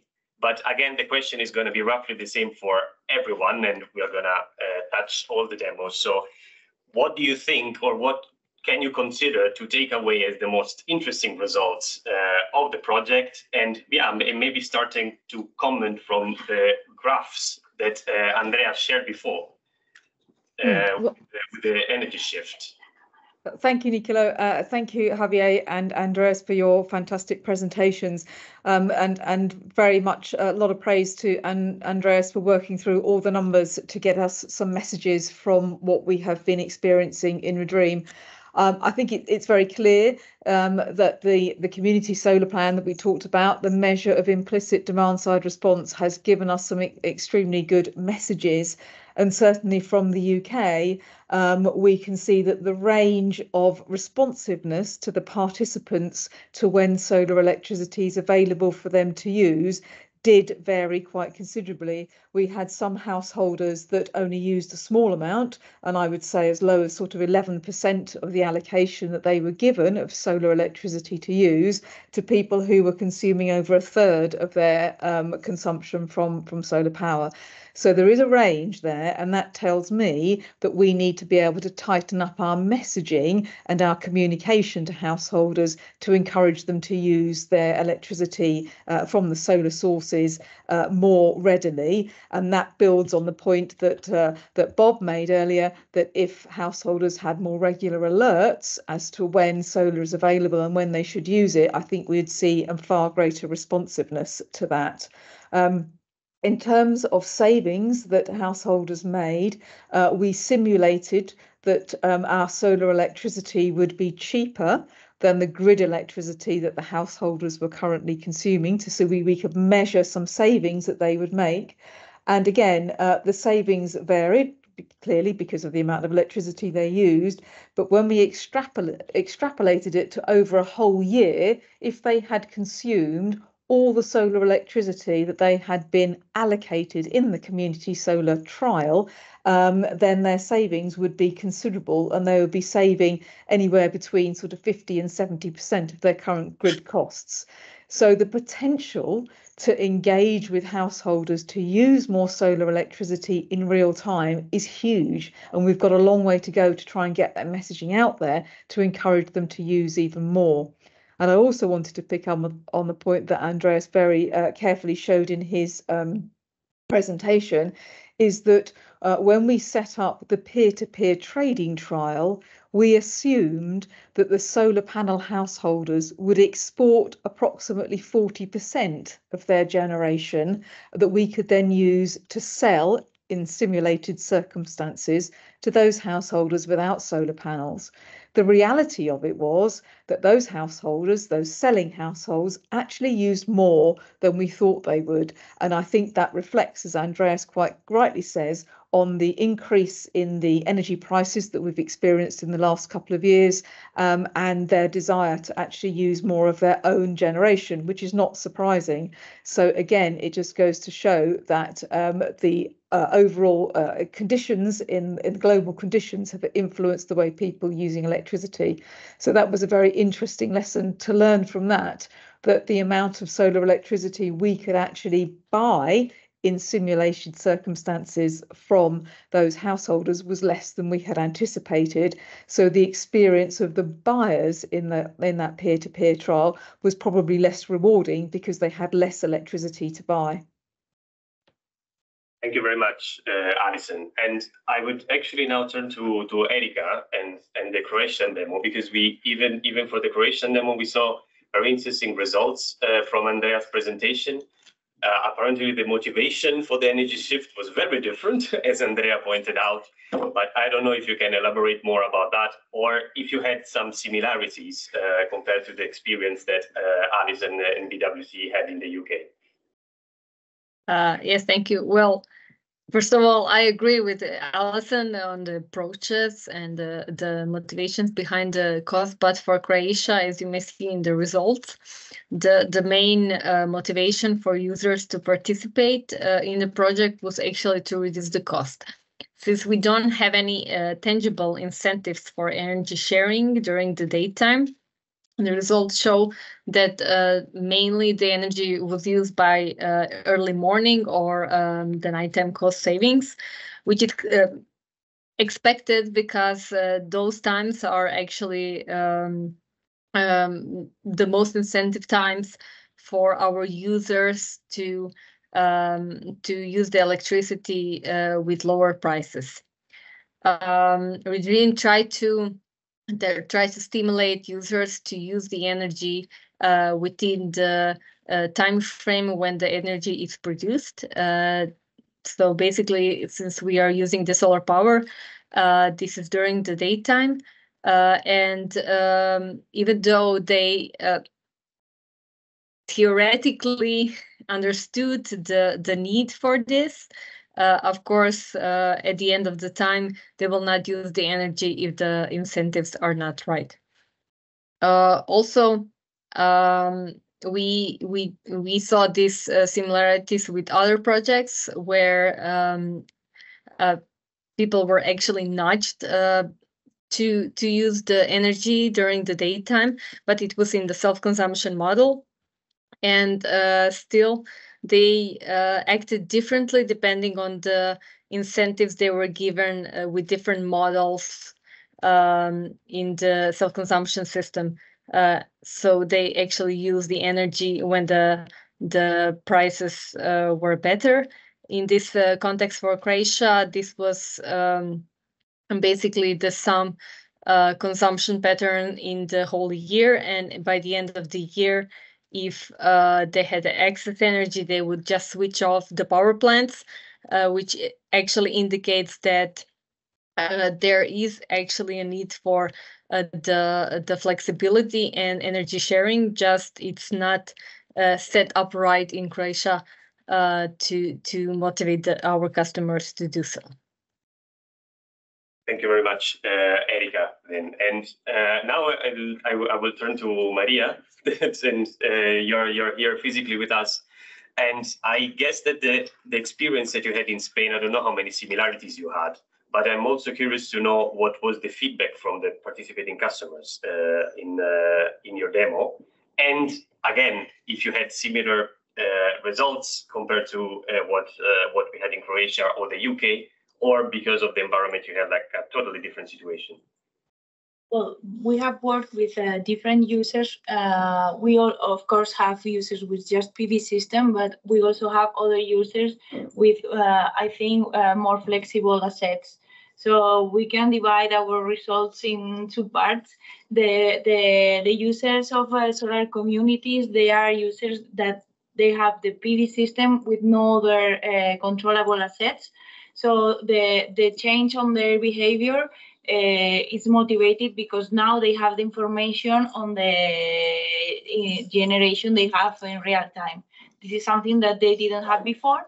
And of course, they have changed according to the generation, and now they are able to modify the behavior in order to take advantage of the PV generation.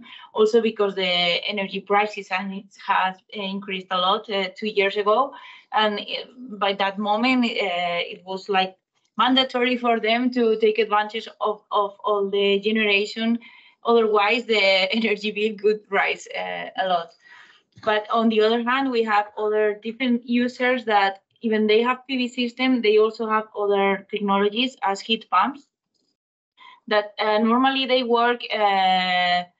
It's not like a gas boiler that you switch on and off when you want to be comfortable.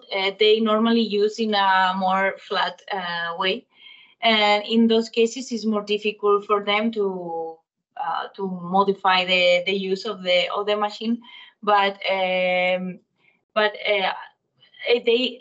have the information on how is the energy consumption of this asset. They can compare the consumption right now with times before when they didn't have this equipment.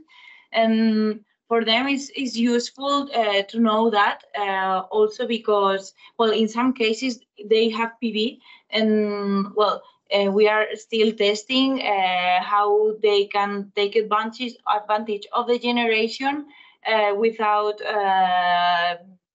let's say, losing energy thermal comfort at home.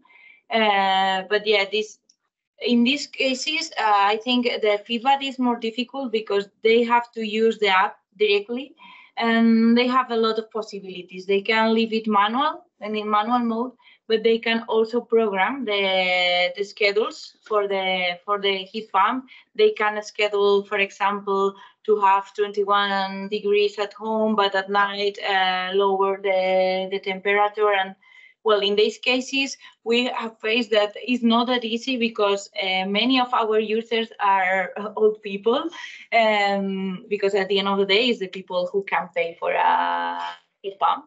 The reality right now. And for them, it has been difficult because sometimes they didn't understand why they should use an app if they could use the thermostat at home. Well, in other cases, the users were fully with the app, and they did understood, and they wanted to play with that.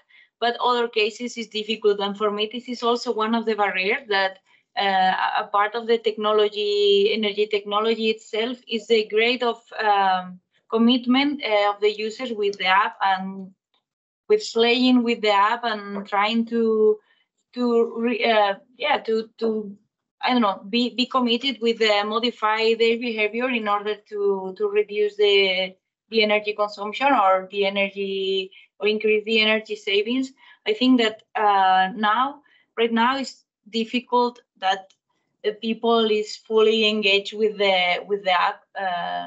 So well, we have a lot of different results. We also have a case of a sprout industry, and they were really interested in the project because they have a lot of fans and a lot of lights and a lot of things to make their sprout grow. And they had a really huge PV system, so they were very interested because they could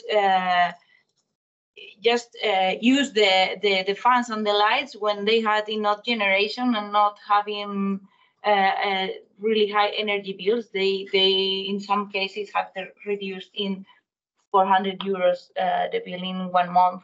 No, but I think that this is all very interesting, and my takeaway is that now I will pass actually to Biodistretto, and correct me if I'm wrong. So for the users, it's been extremely interesting to be more informed about the energy use of the PV generation, but at the same time, maybe a little bit challenging when we were asking them to be more proactive or to use the app a bit more. And clearly, we had like a driver that was the energy price crisis at the same time, Yeah. So, and I guess that this was the same in Italy, but I will leave the floor to you, Andrea. Thank you, and thank you very much. And indeed, we tend to forget that this project had started the 1st of October 2020. We were in the middle of the pandemic, and then we finished the pandemic and started the war, and then started the war, then started the economic crisis. And all that had an incredible effect on the energy market. Incredible. And people's behavior has totally changed.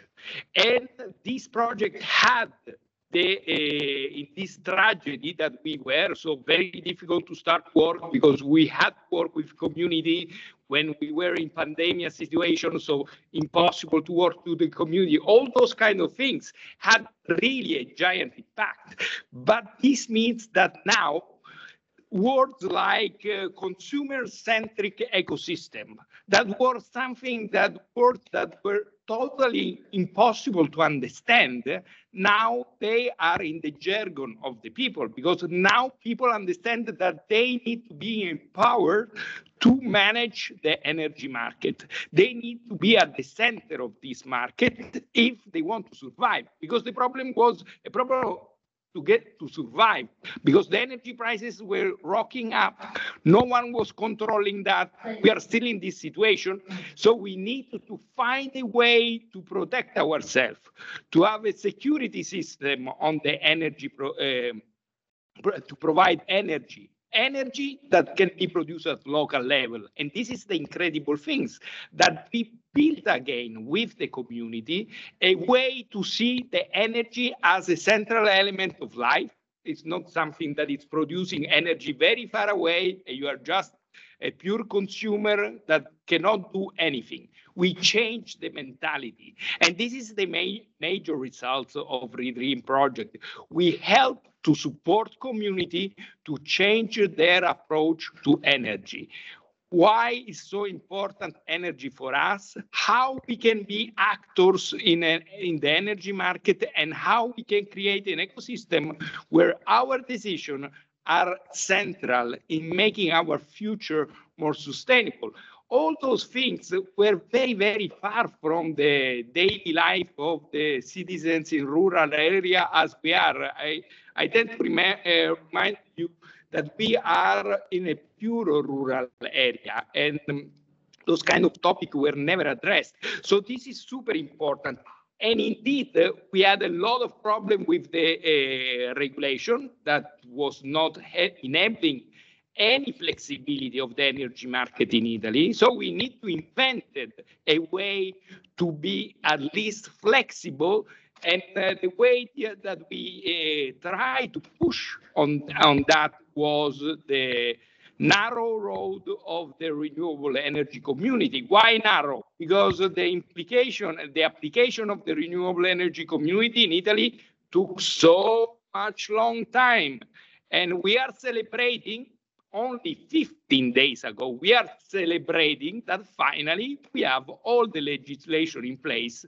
And now we are starting to have the renewable energy community possible to operate. But what is the difference?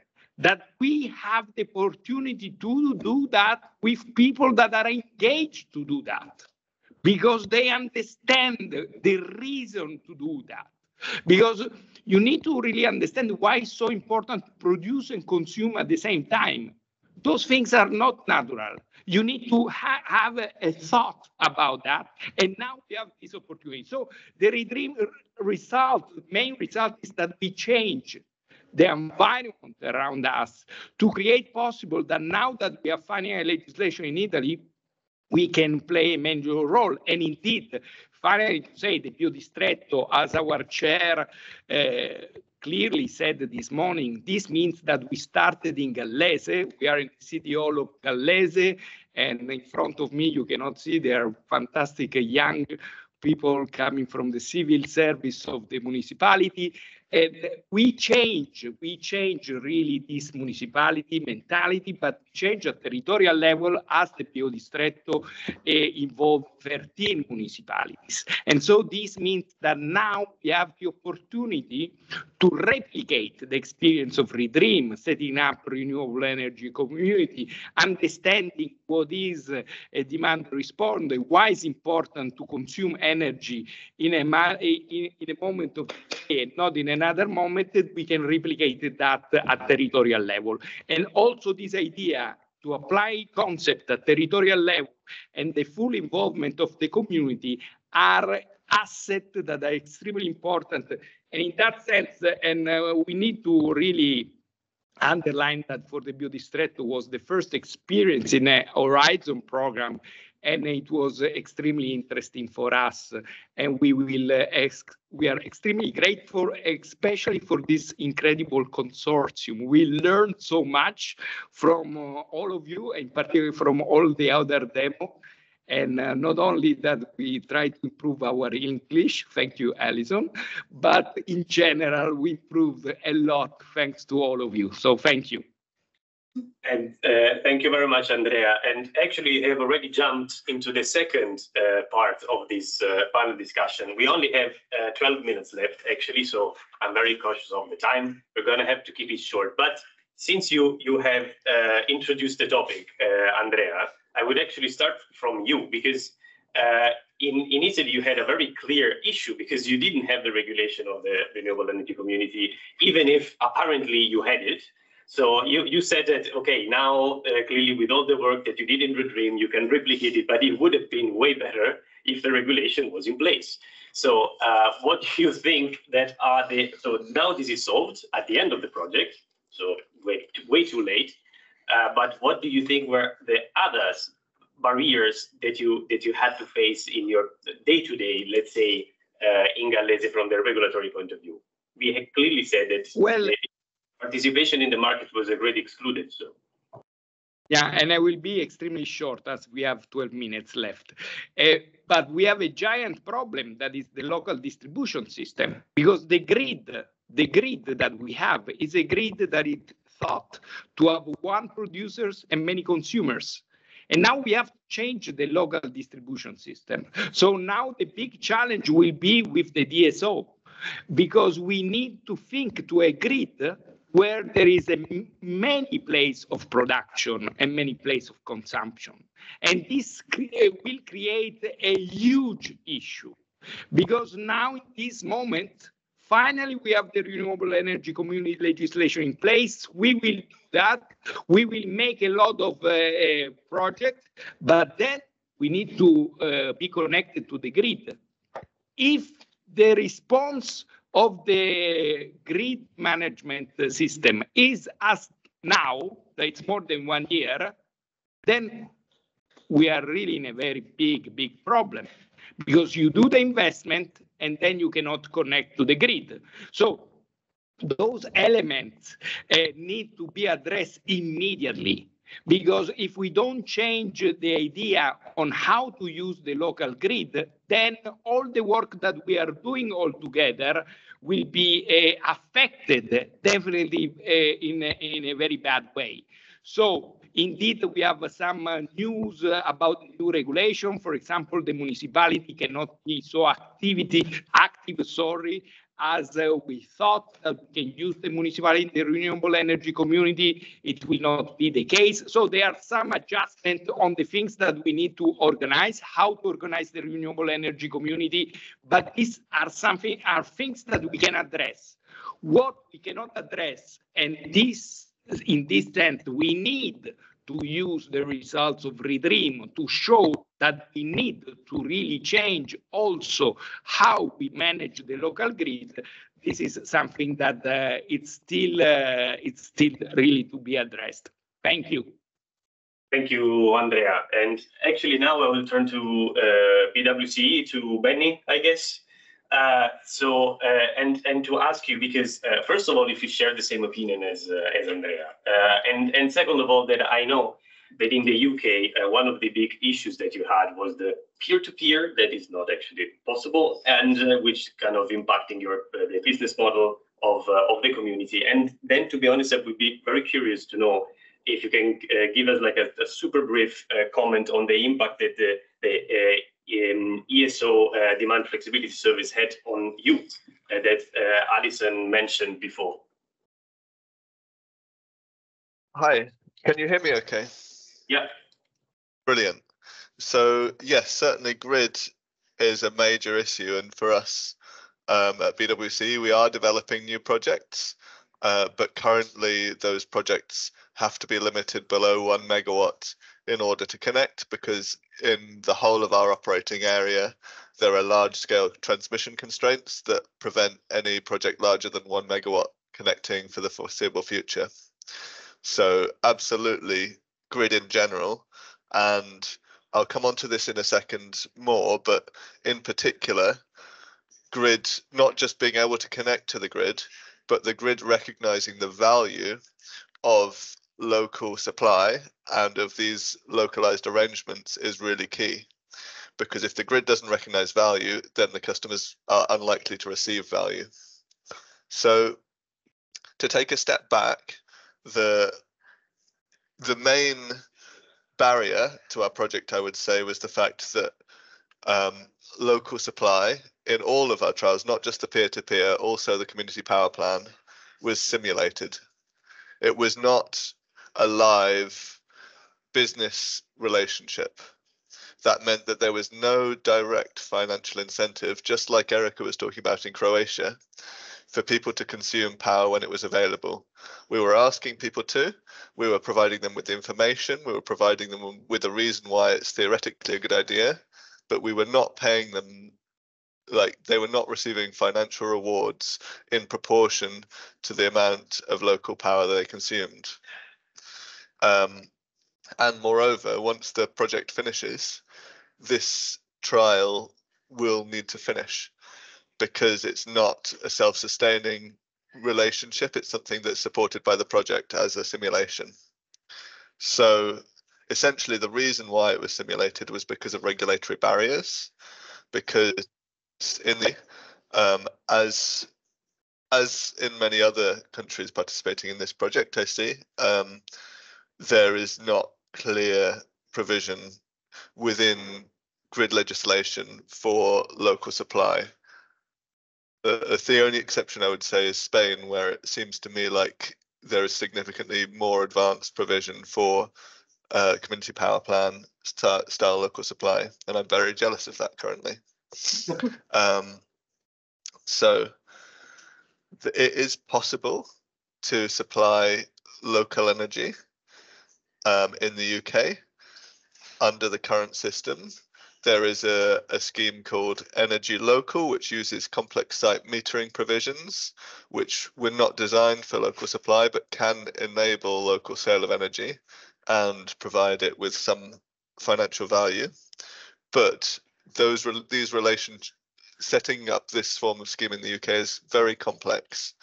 It's something where you have to work around the legislation, well, it's something where the legislation provides, there is a route, but within a very limited set of scenarios, and something which will then have high overheads.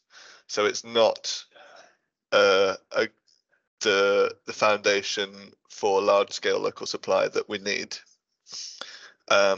So at the same time as we've been participating in the ReDREAM project, and as part of the ReDREAM project, we've also been feeding into the regulatory reform process in the UK around updated and expanded guidance for use of complex site metering provisions to enable local supply. And so that's mainly been through a grid code modification process, which is still ongoing. It's very important to note that, sorry, is that a comment there? Sorry to interrupt you, but we don't have much time. So, okay. I'm eager to listen also from the Spanish and Croatian demo. But I think that you provided us with a very interesting overview, and I think that we have common problems. Can I finish? I'll be quick. Of course. There's a couple of important points to go. So just to say that, unlike the rest of Europe, we do not have energy communities do not exist as a legal entity, and they do not have a legislative right to local supply. So if we are going to achieve local supply in the UK, it will be through regulatory reform based on making a case for the grid value, the value to the grid network. And the data collection that has been done as part of ReDREAM has been very important for that, because showing behavior change, showing how participants shift their energy consumption, is showing how local supply provides value to the wider grid and to other customers not participating in the trial. So now, as ReDREAM finishes, we're continuing our regulatory engagement, we're continuing the data gathering processes, and we're now scoping potential to launch actual local supply relationships with this complex site mechanism using the limited tools that we have before the reform takes place. Thank you. Thank you very much, Benny. And since Spain has been brought to the table by Benny, I'm actually curious to hear from you, actually, what has been the impact of the lack of regulation around energy communities, and what is it you could actually do with the current regulatory framework that we have here in Spain right now? Yeah. Well, regarding the users that we have included in the Flex Smart plan, of course, it has affected all the results, because now it's like they don't have now a reason to participate. They are not getting any benefits from the grid, and it's like they are lost because they don't know why we are installing devices, because at the end of the day they don't see a benefit. But apart from that, we have the users on energy communities that, well, energy communities in Spain are not really defined, but at least we have a tool that is the shared self-consumption. And let's say that all the energy communities in Spain are being driven by this concept of shared energy consumption. So at the end of the day, are big PV systems shared between a lot of users. The problem that we are finding here are the DSOs. Just an example, we installed a big one in July. We are in March, and we haven't done the commissioning yet because we are waiting for just the final document that allow us to switch on the inverter. And these users have been included in the project, but they are not benefiting because they have like an installation that is not being used yet, just because we need a document that, so the regulation allows this figure, but then the implementation is really slow and is affecting, of course, the. Thank you. And was this the same in Croatia, or hopefully you have a different situation? But I think not. Yeah, I think basically we are all facing the similar challenges. For us, the energy communities were adopted through the law on electricity market and renewable energy. However, there are no operational administrative procedures set in place that can allow actually energy communities to have such services. Therefore, the energy sharing is still not possible for our customer. I would say for a start, we will be happy if the regulation allows, at least for the pilot projects, to enable this energy sharing and to test how it will work in the real environment. And what we see as a next step, since we have the regulations, but we don't have any clear financial incentives or regulatory support. Also, the distribution key for such energy sharing should be enabled or at least supported by the distributor. As other pilots also mentioned, what we can do currently is either to feed the electricity to the grid or be in the self-consumption scheme. I agree with Benny on the point. We also done a lot of work on the policy, already had 2 policy workshops. However, and some amendments were also adopted into the law, but we still lack the registered energy communities. We still lack the services, and as this project finishes, we will still keep working on the advocacy activities towards the simplification of this legal framework and administrative procedures that need to be set in place in order to actually allow energy communities to have these services. Okay, so please, national regulators and DSOs, support the energy communities. And I think that we are done. We don't have any more time, but thank you very much to all of you for the presentations and for the panel discussion. And sorry for the short delay, but I think that we are done. So thanks, everyone. We are now moving to the last bit of this event, which is the keynote speech by Andrés Pinto Velo. And there was one question in this last panel, but his speech or his presentation will respond to it.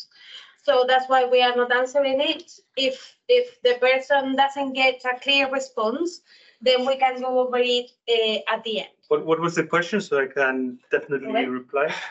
So it is clear from the panel discussions that regulatory and manufacturing comparative will be essential to deliver the flexibility gains. That is why I asked earlier what the potential gain for this effort could be, whether per nation or across the globe. Okay. Yeah, actually, I will. That's very good.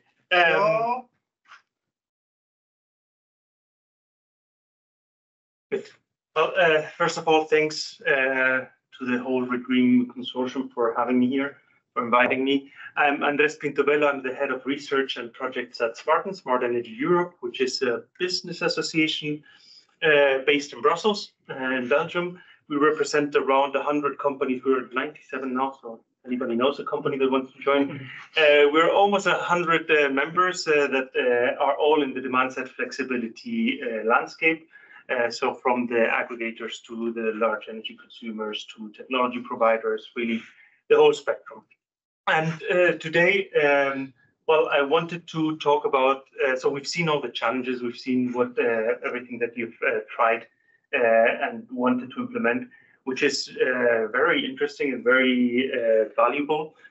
But I wanted to remind also everybody why we're doing this and what are the implications of not being able to achieve these goals. And this is because we're facing now a system that is changing. It's a system that where there's a paradigm shift happening right in front of our eyes. We're moving from a world where generation was centralized in the hands of a few large generators, and where demand was essentially inelastic. It was, you were at home and you needed to use your appliances, or factories needed to use their industrial processes, and that's how they behaved. There was very little interaction. However, now we're moving into a different space where we have a significant amount of generation that comes from renewable variable resources. This increases volatility, but volatility is not only high energy spikes, it's also deviation from expected prices. So I don't know if you had the chance this morning to read the newspaper. There was a news article in Spanish newspaper about the electricity prices over the last 4 days. We've hit the record low prices with we had from the 8th to the 10th of March, we had 38 hours of €0 per megawatt hour. We had on Sunday the average lowest price since 2014, I think it was, 54 cents per megawatt hour. So this is extremely low. This also brings a huge problem for renewables developers, and it brings instability to the investors in renewable energies, but also everybody else that is around renewable energies, which includes aggregators and other technology providers. So this is why it is so important. We see even the Commission, I don't know if you see with the camera, but flexibility needs, the European Commission estimates will increase by 133% until 2030, and then they will more than double until 2050. We have to, until now, these last years, flexibility providers have come mostly from gas-fired power plants. So this is naturally not something that we can sustain based on the climate goals that we have. So we have to get this flexibility from somewhere else. So this is the paradigm shift that I was mentioning before, the change in generation and demand behaviors. So I explained a bit the potential that we have here at hand, and you explained it very well as well with the in practice or the praxis that you've done through ReDREAM. But the potential is really still untapped. This doesn't come as news to you, but if there's any policymakers on the call, I'm very happy to transmit also the message. This map that you can see here is from a publication that Martin did a couple of years ago with LCP Delta. It's well, a couple of years ago, last year we published it. We'll be coming up with an update in 1 week. Next week we'll be launching it. But this represents the development of local flexibility in Europe. And as you can see, the growth is very slow, especially due to the regulatory landscape and the lack of implementation of the existing legislation. This does not come as news to you. We have an electricity market directive and regulation that came into force in 2019, and many of you brought the message that you're still not able to implement what was already decided 5 years ago. So this is one of the main messages that we need also from projects like yourself to transmit to policymakers, go to them and tell them, we are ready to do this. Why is this not possible if the European legislation allows us? So just getting back to the original purpose of my presentation is we wanted to, at Martin, we wanted to quantify what are these benefits of demand-side flexibility. And for this, we wanted to put figures on the table. We wanted to really put this into a scale that legislators and system operators and regulators can also understand, which is, of course, money. So why did we want to do this study? Is because demand-side flexibility is often an overlooked solution in policy discussions, because there's this lack of understanding of how much benefit, how beneficial is this to us? How much does it bring to the grid, and what can we actually avoid with using flexibility? So yeah, we wanted to quantify the benefits for the full deployment of demand-side flexibility until 2030, and identify what role it could play in new legislation.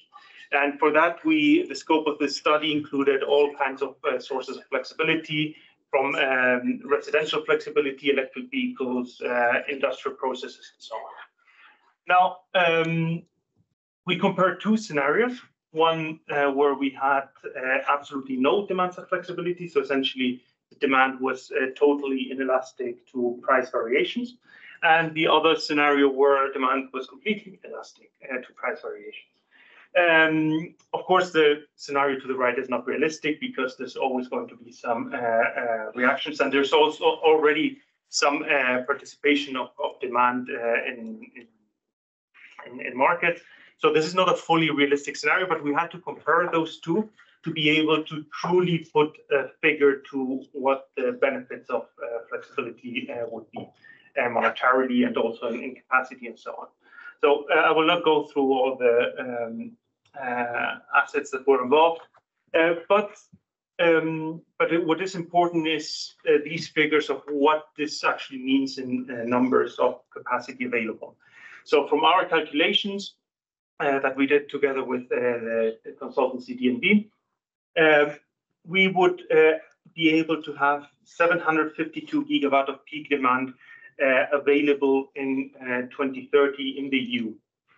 So a combination of upward and downward flexibility, of course. So to put these numbers into context, I mean, we cannot really compare them to traditional generation, but you can more or less understand this the sheer amount of capacity that we're not really using, that is sitting there in the grid. And just to finish it off, I wanted to touch on the conclusions of the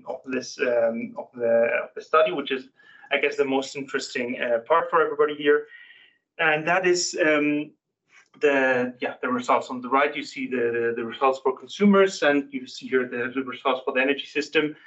This is for all of Europe. We did not disaggregate it per country, but we will definitely have much less renewable curtailment, around 61% less than is expected by 2030, so 15.5 terawatt hours. We will also be reducing the greenhouse gas emissions by 8%, and we will avoid needing to build additional generation by 60 gigawatt, which is quite relevant. And then we have also benefits for the grid, and I'm looking at Charles here. We have around a calculation of between 11 and 30 billion of euros in less grid investments necessary for DSOs and TSOs.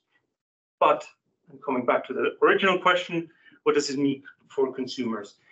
It is important in this, if we want to really sell this solution and the energy transition, that everybody benefits from this. So it's not only the people that can have an electric vehicle, that can have a heat pump, that has solar panels installed. The benefits have to be for everybody. And this is what the results showed us. If we activate demand-side flexibility broadly, everybody will benefit from this.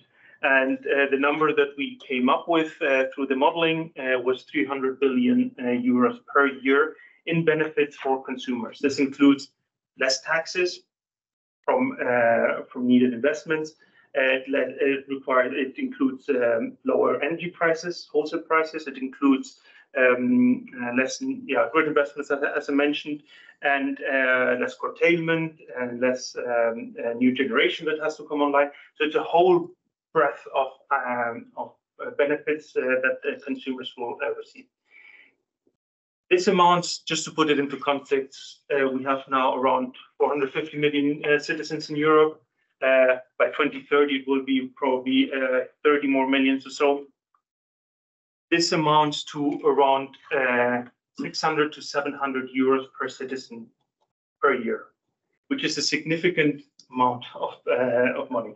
I'm not talking about money that goes into the pockets, of course, but this is less money that they will have to pay in taxes and energy costs and have available for other things. So this is the number for all consumers. Of course, it will be a bit higher, or there will be more direct benefits for consumers that are actually participating. And we calculated it by 71 billion euros per year. This is the conclusion, let's say. You can see that the benefits are significant. Projects like ReDREAM, they show us that consumers are interested in intervening and playing an active role. Even consumers like my parents that have no idea about demand-side flexibility have struggled a million times to try to explain it to them. But if I explain to them what the benefits are for them, they straight away are interested. So I think that the goal for projects like ReDREAM is to raise this awareness, not only with consumers, but translate this into awareness for system operators, for regulators, for policymakers in your national ministries. They're the ones that need to hear this message constantly. And you have to really repeat this message a million times for everybody to get the tune. So yeah, I wanted to finish it with this. I hope that you can bring on your message. We're more than happy to help with that. And projects like this will also help us show to legislators what the interest is in national member states. Thank you, everybody, and I'm more than happy to answer any questions if there are any about the study.